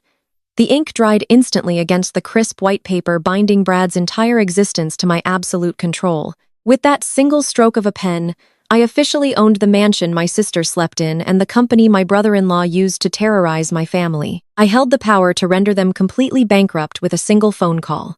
I closed the thick red folder and slid it back across the smooth mahogany surface of my desk toward Desmond. Approve the bailout, I commanded, my voice echoing with a dark, heavy finality. Send the contract to his office this afternoon so he thinks he has been saved. Let him feel that overwhelming rush of relief. Let him believe he got away with all his secret financial crimes. But tell him the funds will not be released until the final physical signature is witnessed by the anonymous head of the investment board. I added, steepling my fingers together. Tell him the chairman insists on a face-to-face meeting to finalize the paperwork and transfer the funds. Desmond picked up the red file, a knowing glint in his eye. He understood the architecture of the trap I had just built. He knew exactly how devastating the execution was going to be. "And where should we schedule this final signing?" he asked, already anticipating the beautiful cruelty of my answer. I leaned back in my heavy leather chair, turning my gaze toward the massive windows, looking out over the wealthy neighborhoods of Atlanta, where Brad and my family were currently celebrating their fake superiority. The sky outside was clear and bright, completely ignorant of the storm that was brewing inside this office. My parents were busy dodging catering bills and sending out vicious emails, while Brad was busy hiding his impending bankruptcy. They were all marching blindly toward a catastrophic public execution, and I was holding the match that would burn their fake empire to ash. "Tell Brad his mysterious new investor has a very tight schedule," I said softly, my voice smooth and lethal. "Tell him the only time the chairman is available to finalize the paperwork is this Saturday night. Tell him to bring a pen and meet me at the Grand Magnolia." Desmond gave a sharp, respectful nod, his expression a mix of professional awe and quiet satisfaction. "It will be done exactly as you have instructed, Madam Chairman." He turned and walked out of the office, the heavy oak door clicking shut behind him, sealing the fate of my entire toxic family. I sat alone in the silence of my office, feeling a profound sense of absolute peace. For 7 years, I had endured their insults. For 7 years, I had let them paint me as the villain of their perfect society narrative. I had swallowed my pride and hidden my strength to protect my son from their poison. But now the hiding was over. They had forced my hand by bringing my child into their sick game of status and wealth. They wanted a spectacle for their 30th anniversary. They wanted to show 500 of the most elite people in Atlanta how powerful and untouchable they were. I was going to give them a spectacle they would never forget for the rest of their miserable, bankrupt lives. Saturday night was going to be the end of the Williams family dynasty and the brutal rise of Obsidian. I turned my chair back to my computer monitors. The screen displayed the financial portfolios of dozens of legitimate, thriving businesses that I had rescued and nurtured over the years.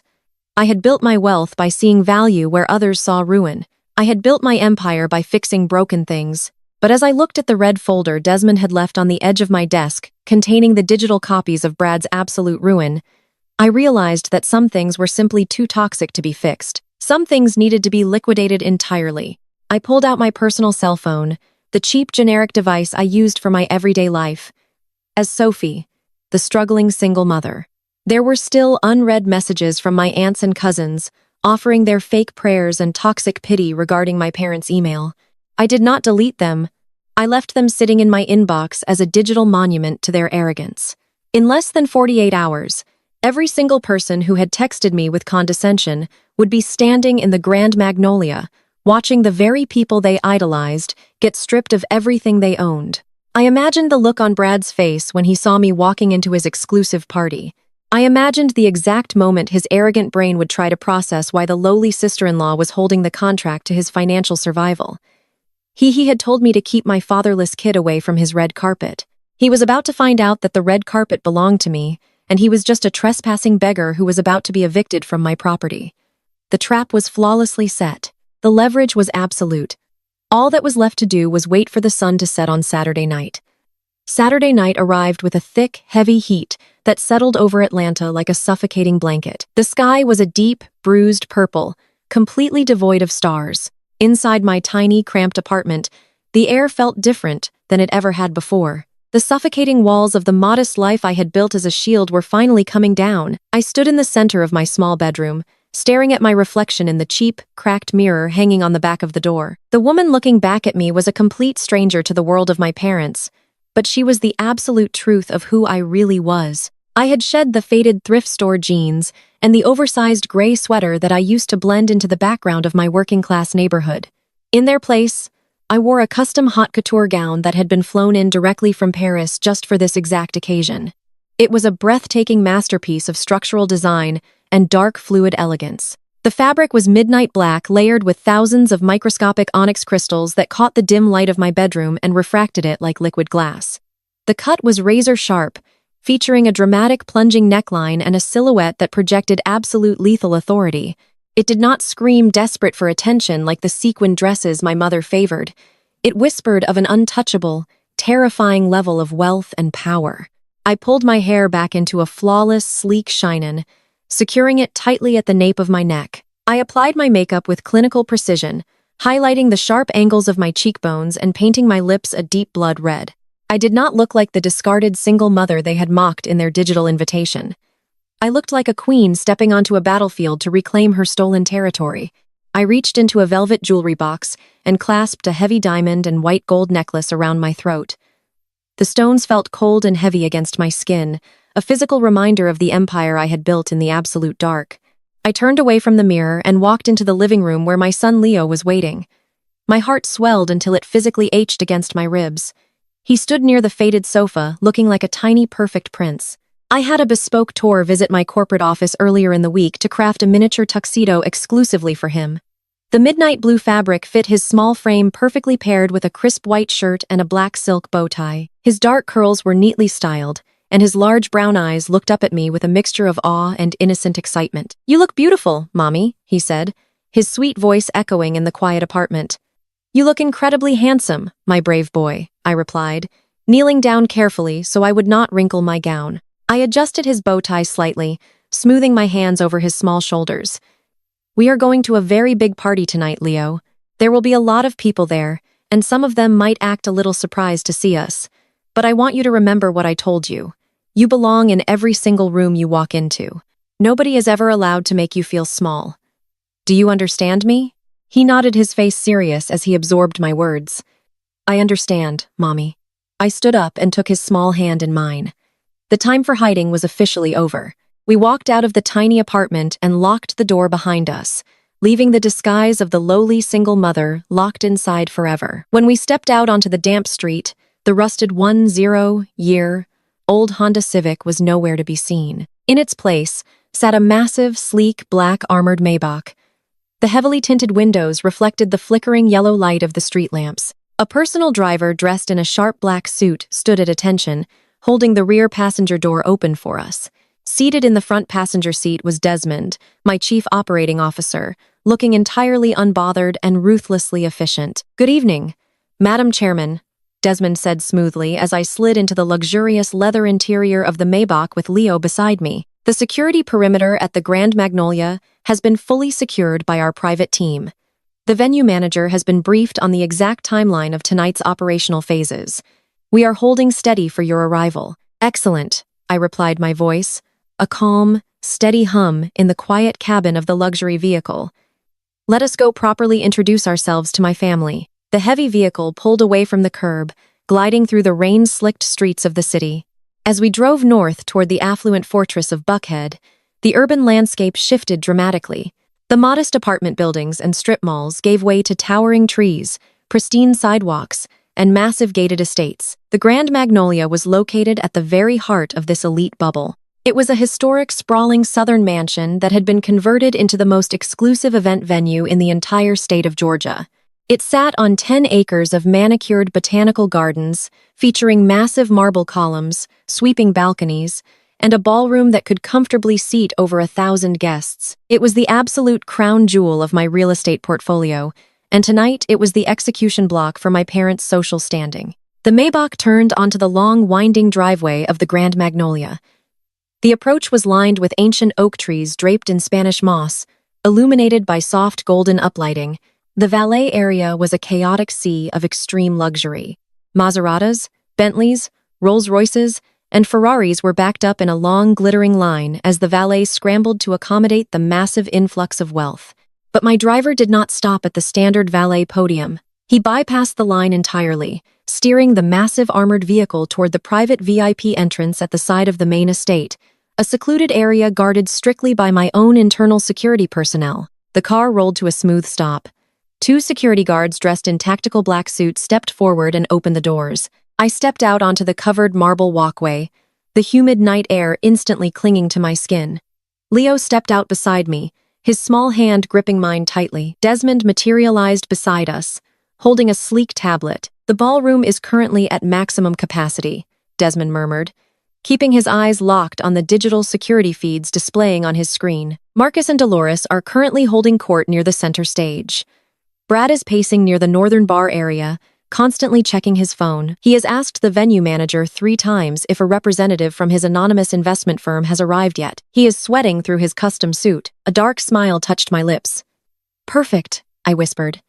"Take me to the main foyer." We walked through the private side corridors of the Grand Magnolia, bypassing the crowded coat checks and the bustling catering kitchens. The heavy walls of the historic building vibrated with the muffled sounds of loud, booming laughter, clinking crystal, and the smooth melodic rhythm of a live 1-2-piece jazz band. We reached the grand foyer, an enormous circular room with a ceiling that stretched 3 stories high. A massive crystal chandelier hung from the center, casting a blinding, brilliant light over the polished marble floors. Directly ahead of us were the towering double mahogany doors that led straight into the main ballroom. The doors were currently closed, guarded by 4 of my most imposing security operatives. The glass panels embedded in the doors offered a completely unobstructed view of the spectacle taking place inside. I stood in the shadows of the foyer and looked through the glass, silently, observing the absolute pinnacle of Atlanta Black elite society. The room was a breathtaking display of sickeningly excessive wealth. Towering centerpieces of imported white orchids rested on dozens of circular tables. 3 separate champagne fountains cascaded with expensive golden liquid. 500 guests moved through the room dressed in their finest tailored suits and glittering designer gowns. I recognized almost every single face in the crowd. There was the mayor shaking hands and smiling for the cameras. There was the mega archpastor, who owned 3 private jets, speaking animatedly to a group of real estate developers. There were the gossiping aunts and the condescending cousins who had filled my phone with toxic fake sympathy just a few days ago. And right in the dead center of the ballroom, basking in the absolute center of attention, were my parents. Marcus wore a custom-tailored velvet tuxedo, holding a crystal flute of champagne with an air of untouchable arrogance. Dolores stood beside him, shimmering in a skin-tight gold sequin gown that caught the light with every subtle movement. They were laughing brightly, projecting the flawless image of the perfect, powerful, wealthy couple. They were completely in their element, absorbing the admiration and envy of their peers. Like oxygen, they truly believed they had conquered the world. They truly believed that by erasing their lowly daughter from the guest list, they had secured their legacy as the most respected family in Buckhead. A few yards away from them stood my sister Chloe, clinging tightly to the arm of her white husband, Brad. Chloe was wearing a ridiculous amount of diamonds, eagerly showing off her ring to a circle of fawning socialites.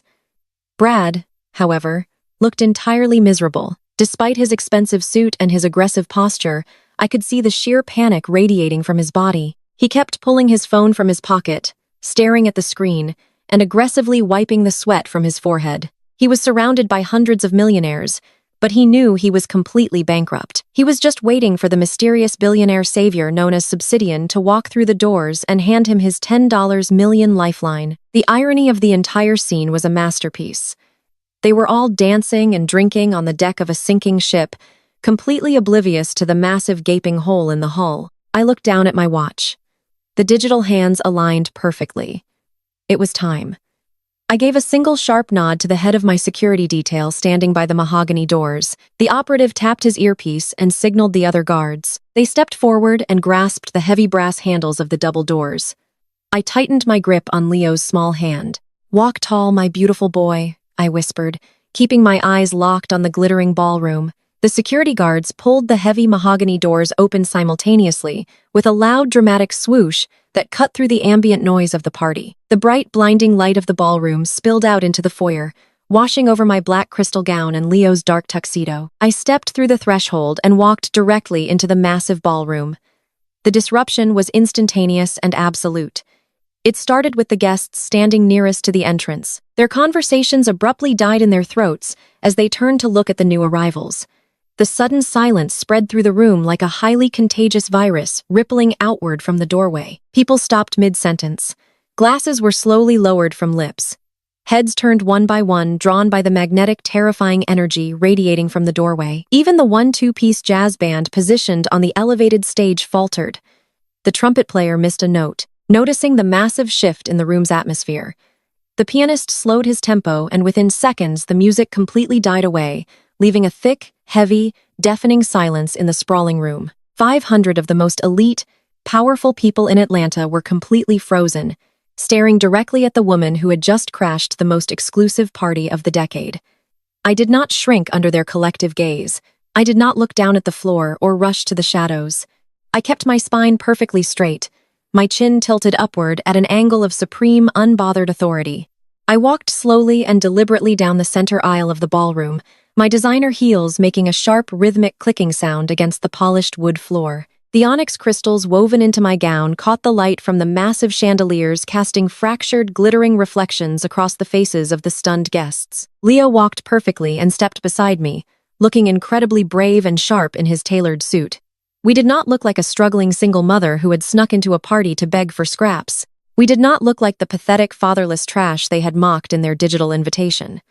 We looked like absolute reigning royalty stepping onto a conquered battlefield to claim our throne. The sheer, undeniable power of our presence completely short-circuited the brains of everyone watching. The crowd naturally parted ways as I walked, forming a wide, clear path toward the center of the room. Whispers finally began to break through the silence, frantic, confused, hissing echoing from every corner. "Is that Sophie?"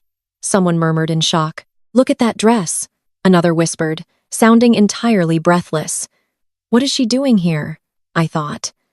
Marcus disowned her. My eyes remained locked forward, slicing straight through the crowd until they landed directly on my parents. Marcus and Dolores had completely frozen. The flawless, polished smiles had physically melted off their faces, leaving behind a raw, terrifying vulnerability. My father looked like he had just been struck by lightning. His jaw hung slightly open, his eyes wide and unblinking. The champagne flute in my mother's hand began to tremble so violently that the golden liquid splashed over the crystal rim and dripped onto her expensive gold sequin dress. She could not process the visual data her brain was receiving. The daughter she had banished, the daughter she had painted as a destitute failure, was walking through the Grand Magnolia looking richer and more powerful than every single person in the room combined. A few feet away, Chloe noticed the sudden silence and turned to look. The moment her eyes locked on, the smug, arrogant expression on her face was instantly obliterated. Her eyes widened in sheer, unadulterated horror. She looked at the breathtaking haute couture gown draping my body, a dress that easily cost more than her sleek silver Porsche, and her brain completely malfunctioned. She could not reconcile the wealthy, terrifying woman walking toward her with the quiet, submissive sister she loved to torment. Brad stood frozen beside her, his pale blue eyes darting wildly between me and the heavy security presence that had flooded into the room behind me. He recognized the absolute lethal confidence in my stride, the exact same confidence I had shown when I shoved the cash into his breast pocket on the driveway. The pristine, elegant etiquette of the Buckhead elite was suddenly and violently shattered. Chloe completely lost her mind. The pure, primal threat of my presence triggered a hysterical panic deep inside her chest. She dropped Brad's arm, taking a frantic step forward. Her voice and ugly, shrill screech ripped through the silent ballroom, echoing off the vaulted ceilings. "Security!" she screamed, pointing a manicured, trembling finger directly at my face. "Security! Get over here right now. Who let the trash in? Drag her and that kid out of here right now before they ruin everything. Drag them out." Chloe's ugly, shrill scream hung in the air like a physical weapon, but it did not make me flinch. My mother and father suddenly snapped out of their paralyzed state. The sheer panic of losing control in front of their elite audience pushed them into a blind, desperate rage. Marcus and Dolores rushed forward, pushing past their wealthy friends and knocking against the edges of the linen-covered tables. My father's face was a mottled dark red, a terrifying mixture of extreme embarrassment and pure, unrestrained fury. My mother was trailing right beside him, her gold sequin dress stained with the expensive champagne she had just spilled. They marched directly toward me, closing the distance with aggressive, heavy steps. They thought they could simply bully me back into submission, just like they had done when I was a teenager. They thought they could use volume and intimidation to erase the massive threat I posed to their perfect, flawless narrative. "Are you actively trying to embarrass us to death?" My father hissed his voice, a harsh, terrifying whisper designed to be heard only by me and the guests immediately surrounding us. He stopped just 3 feet away, glaring down at me with absolute hatred. "Look at yourself, Sophie. You have absolutely no money, no husband, and no class. You drag your illegitimate child into the most important night of our lives just to throw a tantrum and seek attention. Get out of this building right now before I have you arrested for trespassing." My mother pointed a shaking, manicured finger directly at my face, her eyes wide and completely unhinged. "You are a massive disgrace to the Williams name," she spat, her voice trembling with raw, desperate anger. "We told you that you were no longer our daughter. We told you to stay away from us. You are nothing but a lowly single mother trying to ruin a night you could never possibly afford in 1,000 lifetimes." I did not blink. I did not step back. I kept my chin perfectly level, absorbing their toxic waste with the calm, absolute detachment of a bulletproof wall. Leo squeezed my hand slightly, and I gently stroked his thumb with mine, letting him know he was entirely safe and that these monsters could not touch him. Then Brad stepped forward. He pushed past my father, his pale face flushed with arrogant indignation. He positioned himself right in front of me, puffing out his chest in his custom-tailored gray suit. He raised his arm and pointed his index finger directly an inch from my nose. He was utilizing the full heavy weight of his unearned white privilege, convinced that his mere presence was enough to terrify a black woman into absolute obedience. "I paid for this venue," Brad demanded, his voice booming loud enough for the first 5 rows of elite guests to hear clearly. "I personally sponsored this event. You have absolutely no right to be here standing on my red carpet. I demand that you turn around and leave my party immediately." The absolute monumental irony of his statement was almost too sweet to endure. Brad was standing in a massive historic building that I owned, screaming at me about paying for a party that was currently sitting on my operational desk as a massive, unpaid, heavily deferred invoice. He was demanding my physical removal from my own commercial property while actively hiding his impending total corporate bankruptcy. He thought he was a powerful king defending his majestic castle. He had absolutely no idea he was a trespassing peasant, shouting at the actual reigning monarch. I looked at Brad's pointing finger, and then looked directly into his pale, panicked blue eyes. I did not say a single word in my defense. I did not need to. The heavy sound of tactical boots marching across the polished wooden floor broke the thick, suffocating tension. The head of the Grand Magnolia security detail was approaching rapidly from the western corridor.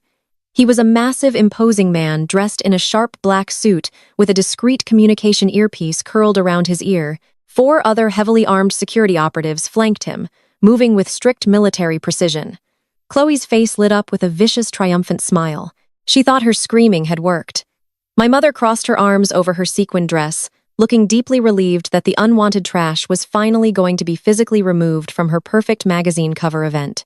My father smirked, stepping back to give the heavy security guards enough room to grab me by the arms.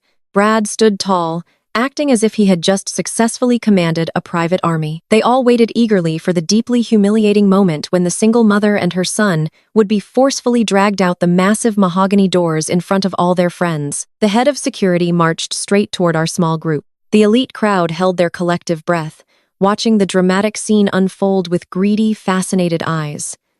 The massive guard closed the distance, stopping exactly 2 feet away from where I stood.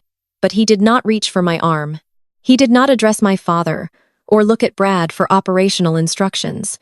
He did not even acknowledge the wealthy Williams family standing there, waiting for their grand, glorious rescue. Instead, the imposing security chief planted his feet firmly together, locked his eyes respectfully onto mine, and executed a deep, incredibly reverent 90 degrees rebow. The movement was so deliberate, so profoundly obedient, that it completely shattered the fundamental laws of physics in the room. The security chief rose from his bow and spoke in a clear, booming voice that carried effortlessly across the completely silent ballroom. "Madame Chairman," he said, his tone laced with absolute, unquestionable loyalty. "How would you like us to handle these disruptive guests?" The words left his mouth and hung in the humid air like a detonated explosive. "Madam Chairman." The title echoed off the vated ceilings and bounced against the towering imported floral arrangements. It was not a mistake. It was not a strange joke. The man responsible for protecting the most exclusive and expensive real estate in the entire state of Georgia was bowing to the discarded daughter and asking for her direct permission to remove her own parents from the premises. The silence that followed was absolute and terrifying. The 1-2 Peace Jazz Band, which had already stopped playing, seemed to collectively stop breathing. 500 of the most wealthy, powerful, and influential guests in the city gasped in complete unison. It was a massive unified intake of air that sucked the remaining oxygen right out of the sprawling room. The elite socialites, the corrupt politicians, the wealthy mega-orch pastors, they all stared with wide, disbelieving eyes. The nasty gossip and the horrible assumptions they had harbored about my pathetic existence were instantly vaporized into dust. Marcus Dolores, Chloe, and Brad completely froze. Their bodies went entirely rigid as if they had been suddenly dipped in liquid nitrogen. They stood there trapped in a state of absolute cognitive paralysis. Their brains completely failed to process the auditory data they had just received. My father stared at the security guard, his mouth hanging open in a silent, grotesque shape of pure horror. My mother looked like all the blood had been violently drained from her body, her manicured hands trembling uncontrollably by her sides. Chloe let out a small, pathetic squeak, a sound of a dying animal realizing it was caught in a steel trap. It could never escape. Brad's arrogant pointing finger slowly lowered to his side, his pale eyes wide with a sudden crushing, terrifying realization. They looked at the heavily armed security guard, and then they looked at my breathtaking haute couture gown. They looked at my perfectly calm, unbothered expression and the quiet, devastating power radiating from my posture. The entire fake reality they had built over 30 years of lies, arrogance, and toxic superiority was crashing down around them in real time. They were entirely trapped on my grand stage, surrounded by my security guards standing in the absolute center of my building. The power shift was flawlessly complete, and there was absolutely nowhere left for them to run. The general manager did not hesitate. The moment my father whispered his pathetic confession of total financial ruin, he tapped the microphone and looked out across the sprawling ballroom, his voice projecting with the same clinical efficiency as before. "Ladies and gentlemen," the general manager announced, cutting through the loud, overlapping whispers of the shocked elite crowd. "As the hosts are entirely unable to fulfill their financial obligations for this venue, the catering services are officially terminated.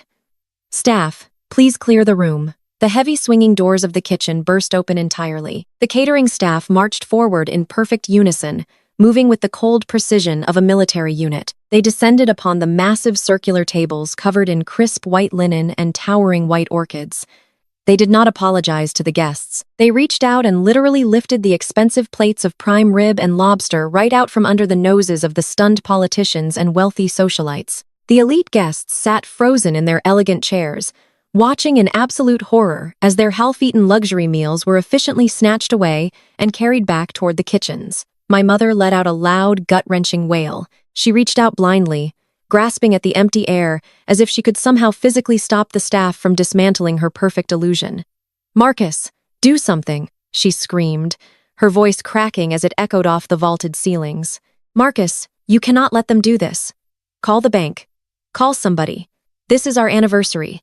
We are going to be on the cover of the magazine." My father did not move a single muscle. He stood rooted to the polished hardwood floor, his head back bowed, completely defeated. The arrogant patriarch who had built his entire identity on the brutal subjugation of others was entirely empty. The guests at the front tables, the very people my parents had spent 30 years desperately trying to impress, began to stand up from their seats. They were looking at Marcus and Dolores with expressions of pure, unfiltered disgust.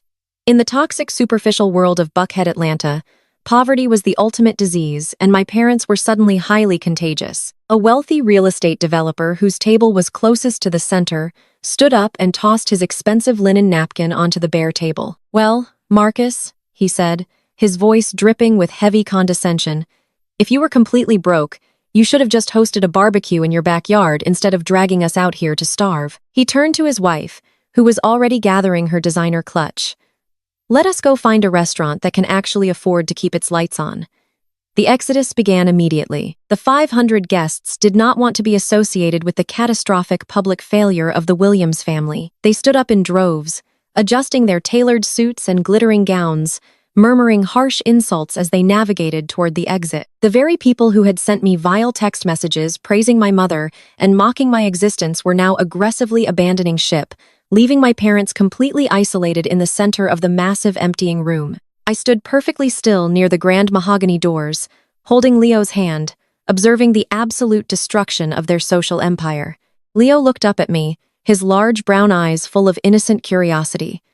"Why are they taking the food away, Mommy?"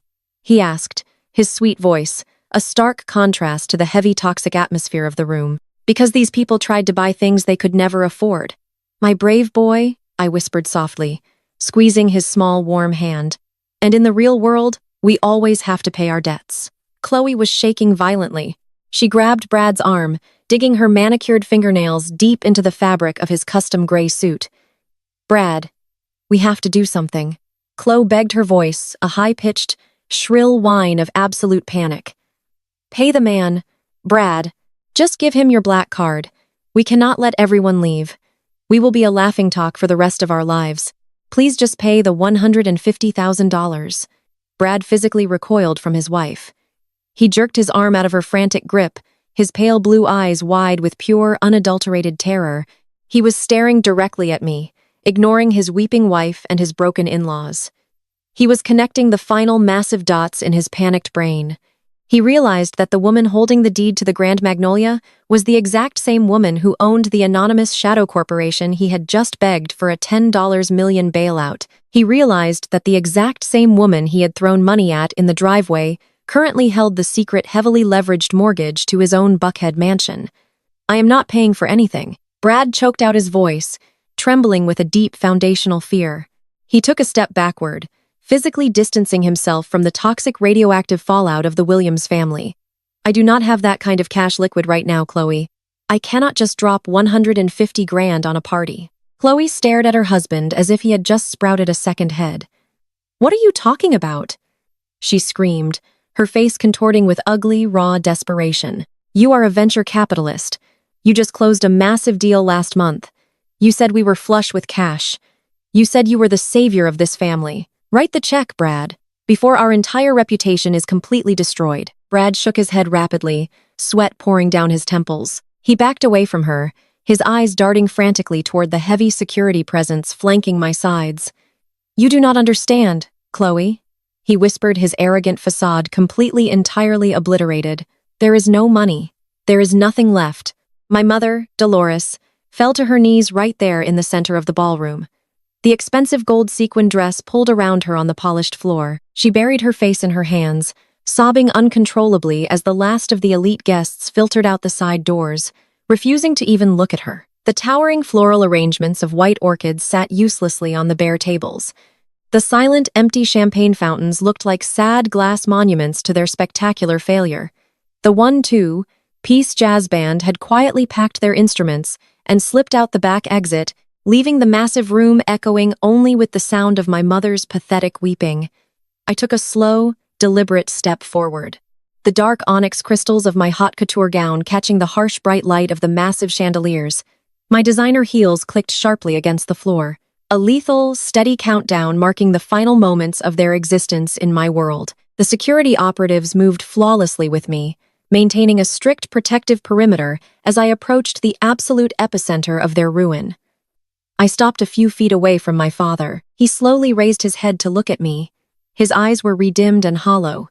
The man who had told me I was dead to him, the man who had kicked my son's favorite toy into the dirt, looked like a hollow, empty shell. He opened his mouth to speak, perhaps to offer some pathetic, desperate apology, but the words died in his throat. He knew there was absolutely no mercy left in the universe for him. The general manager stepped down from the stage carrying the black postcard reader. He walked over and handed it to Desmond, who was standing dutifully by my side. The administrative execution of their social standing was flawlessly complete. "You wanted a grand spectacle, Dolores," I said, my voice cutting through her loud sobbing, forcing her to look up at me from the floor. "You wanted 500 people to witness the absolute peak of the Williams family dynasty. You wanted to show every single person in Buckhead that I was a lowly single mother who chose to be an embarrassment to your pristine legacy." My mother reached out a trembling hand toward the hem of my midnight black gown, but she did not dare touch the fabric. "Sophie, please." She choked out her makeup running down her face in dark, ugly streaks. "We made a mistake. We were wrong. We are your parents. You cannot just leave us here like this. We have lost everything. You lost everything. The exact moment you decided that public perception was more important than your own flesh and blood," I replied, my tone perfectly flat and completely devoid of any emotional warmth. "You chose to worship a fake illusion of wealth, and now you get to live in the absolute ruins of it. You wanted everyone to know that you no longer saw me as your daughter. Congratulations, Dolores. The feeling is entirely permanently mutual." I looked past my weeping parents and locked eyes directly with Brad. He was standing near the edge of the abandoned tables, shaking like a leaf in a hurricane. He was waiting for the final lethal blow to fall. He knew it was coming, and there was absolutely nowhere for him to run. "Desmond," I said softly, not breaking eye contact with my terrified brother-in-law.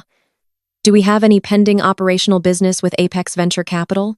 Desmond stepped forward, pulling a thick red folder from his leather briefcase. He opened it and pulled out the crisp white bailout contract, the exact same contract Brad had desperately signed just hours before. "Yes, Madam Chairman." Desmond announced, his voice projecting clearly across the empty ballroom. "We have a pending $10 million emergency bridge loan requested by Bradley to avoid total corporate insolvency on Monday morning." Chloe gasped, whirling around to stare at her husband. "A bailout?" she shrieked, her voice cracking. $10 million. "Brad, what is he talking about? Why are you begging her for money?" Brad did not answer his wife. He stared at the red folder in Desmond's hands, looking exactly like a man watching his own executioner sharpen the blade. Desmond continued reading from the heavily encrypted document. "The borrower utilized his primary personal residence and all remaining business equity as absolute collateral for this shadow loan. However, per the customized morality and conduct clause drafted personally by the chairman, any public harassment or verbal abuse toward the lender results in an immediate revocation of the funds and instant liquidation of all pledged assets." Chloe physically stumbled backward, hitting the edge of a bare table. "Our house," she whispered, her eyes wide with sheer unadulterated panic. "You mortgaged our house to her. You gave her the deed to our home." I smiled a cold, dark, beautiful smile that felt completely earned after a lifetime of their toxic abuse. "Brad threw $1,000 in the dirt at my feet," I said, my voice echoing smoothly through the sprawling room. "He told me to keep my fatherless child away from his red carpet. He told me that my family was tired of carrying my dead weight. It seems only fitting that I relieve him of the massive, heavy burden of his fake luxury lifestyle." I turned my gaze back to Desmond, giving the final absolute command. "Bailout denied," I stated, finalizing the total destruction of their entire reality. "Initiate immediate foreclosure proceedings on his Buckhead mansion first thing Monday morning. Liquidate his firm entirely. Let him explain to his furious shareholders why he gambled away their money and lost it all, because he could not control his racist, classist arrogance." Desmond nodded sharply, snapping the red folder closed. "It will be done exactly as you command, Madam Chairman." Brad let out a loud, pathetic sound, falling to his knees right beside my weeping mother. The realization that he had just lost his house, his company, and his entire future because he tried to bully the wrong black woman completely broke his fragile, arrogant mind. Chloe stood over him, screaming frantically, beating her fists against his shoulders, demanding to know how he could have been so incredibly stupid. The perfect, wealthy, elite Williams family was officially reduced to a sobbing, screaming mess on the floor of a venue they could never afford. They were completely bankrupt, entirely exposed, and completely stripped of every single thing they had ever valued. They had tried to bury me in the dark to protect their shiny hollow legacy, and instead they had handed me the exact shovel I needed to bury them all alive. I did not say another word to them. There was absolutely nothing left to discuss. The ultimate flawless justice had been beautifully, brutally served. I tightened my grip gently on Leo's hand. He was watching the chaotic adults on the floor with quiet, wide eyes, completely insulated from their toxic poison. "Let us go have dinner, my brave boy," I whispered softly, turning my back on the ruins of my biological family. "We have a very special private celebration to attend, and the food is going to be incredibly good." I walked slowly back down the center aisle of the Grand Magnolia, my designer heels clicking a final victorious rhythm against the polished floor. The heavy security detail parted flawlessly, allowing me and my son to pass through the massive mahogany doors. We stepped out of the blinding light of the ballroom and back into the quiet, elegant foyer, leaving the screaming and the crying entirely behind us. We walked out the private VIP entrance, stepping back into the humid Atlanta night, where the massive armored Maybach was waiting to take us home to the beautiful, quiet, peaceful life I had built entirely on my own terms. Brad was hyperventilating now, his chest heaving violently under his expensive tailored suit, as if the oxygen had been suddenly sucked out of the room. The harsh reality of the situation was crashing down on him, crushing the very last remaining fragments of his arrogant delusion. "Obsidian," he choked out his voice, barely a raw, pathetic whisper echoing in the vast empty ballroom. You are Obsidian." Desmond stepped forward from the shadows of my security detail, his face an impassive mask of legal execution. He held the thick red folder that contained the absolute financial ruin of Brad's entire existence. Desmond did not hand the file to him. He simply tossed the bailout paperwork onto the nearest abandoned catering table. It landed with a heavy, definitive thud, scattering a few leftover white orchid petals across the pristine white linen. "Brad, meet your new boss," Desmond said, his voice carrying the cold, precise weight of a judge, delivering a final sentence. "The one who holds the secret, heavily leveraged mortgage to your house. And since you just publicly harassed the chairman of the very institution you begged for a lifeline, you have officially violated the strict morality clause in your emergency contract." Chloe let out a sound that was half gasp, half terrified scream. Her eyes darted frantically from the red folder on the table to her husband's sweating, panicked face. She finally understood the sheer magnitude of his secret failures. He had not just insulted the sister she loved to hate. He had actively, aggressively insulted the one person on Earth who literally owned the roof over her head. The wealth she had flaunted for years, the superiority she had clung to, it was all built on a mountain of hidden debt that I now controlled. I looked down at Brad, watching the absolute destruction of his unearned confidence. I smiled warmly, a genuine expression of profound relief and flawless justice. "Bailout denied," I said, my voice perfectly smooth and unwavering. "Foreclosure proceedings on your Buckhead mansion begin first thing Monday morning."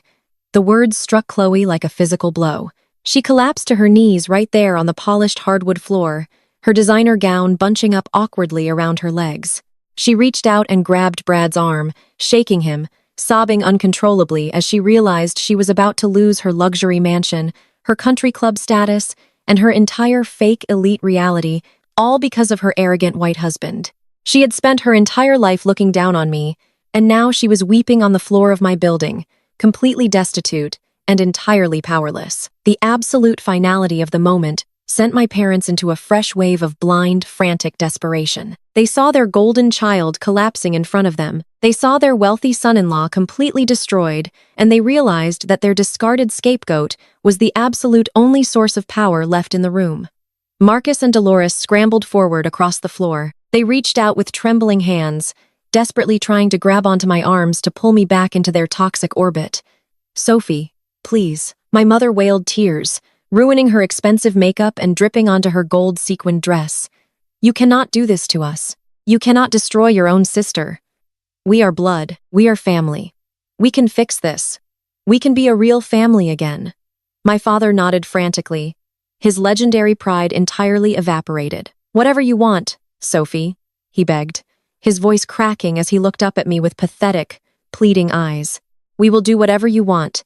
Just please do not leave us like this with nothing. We are your parents.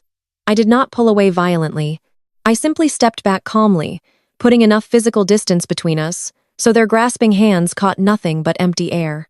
I reached into my sleek designer clutch and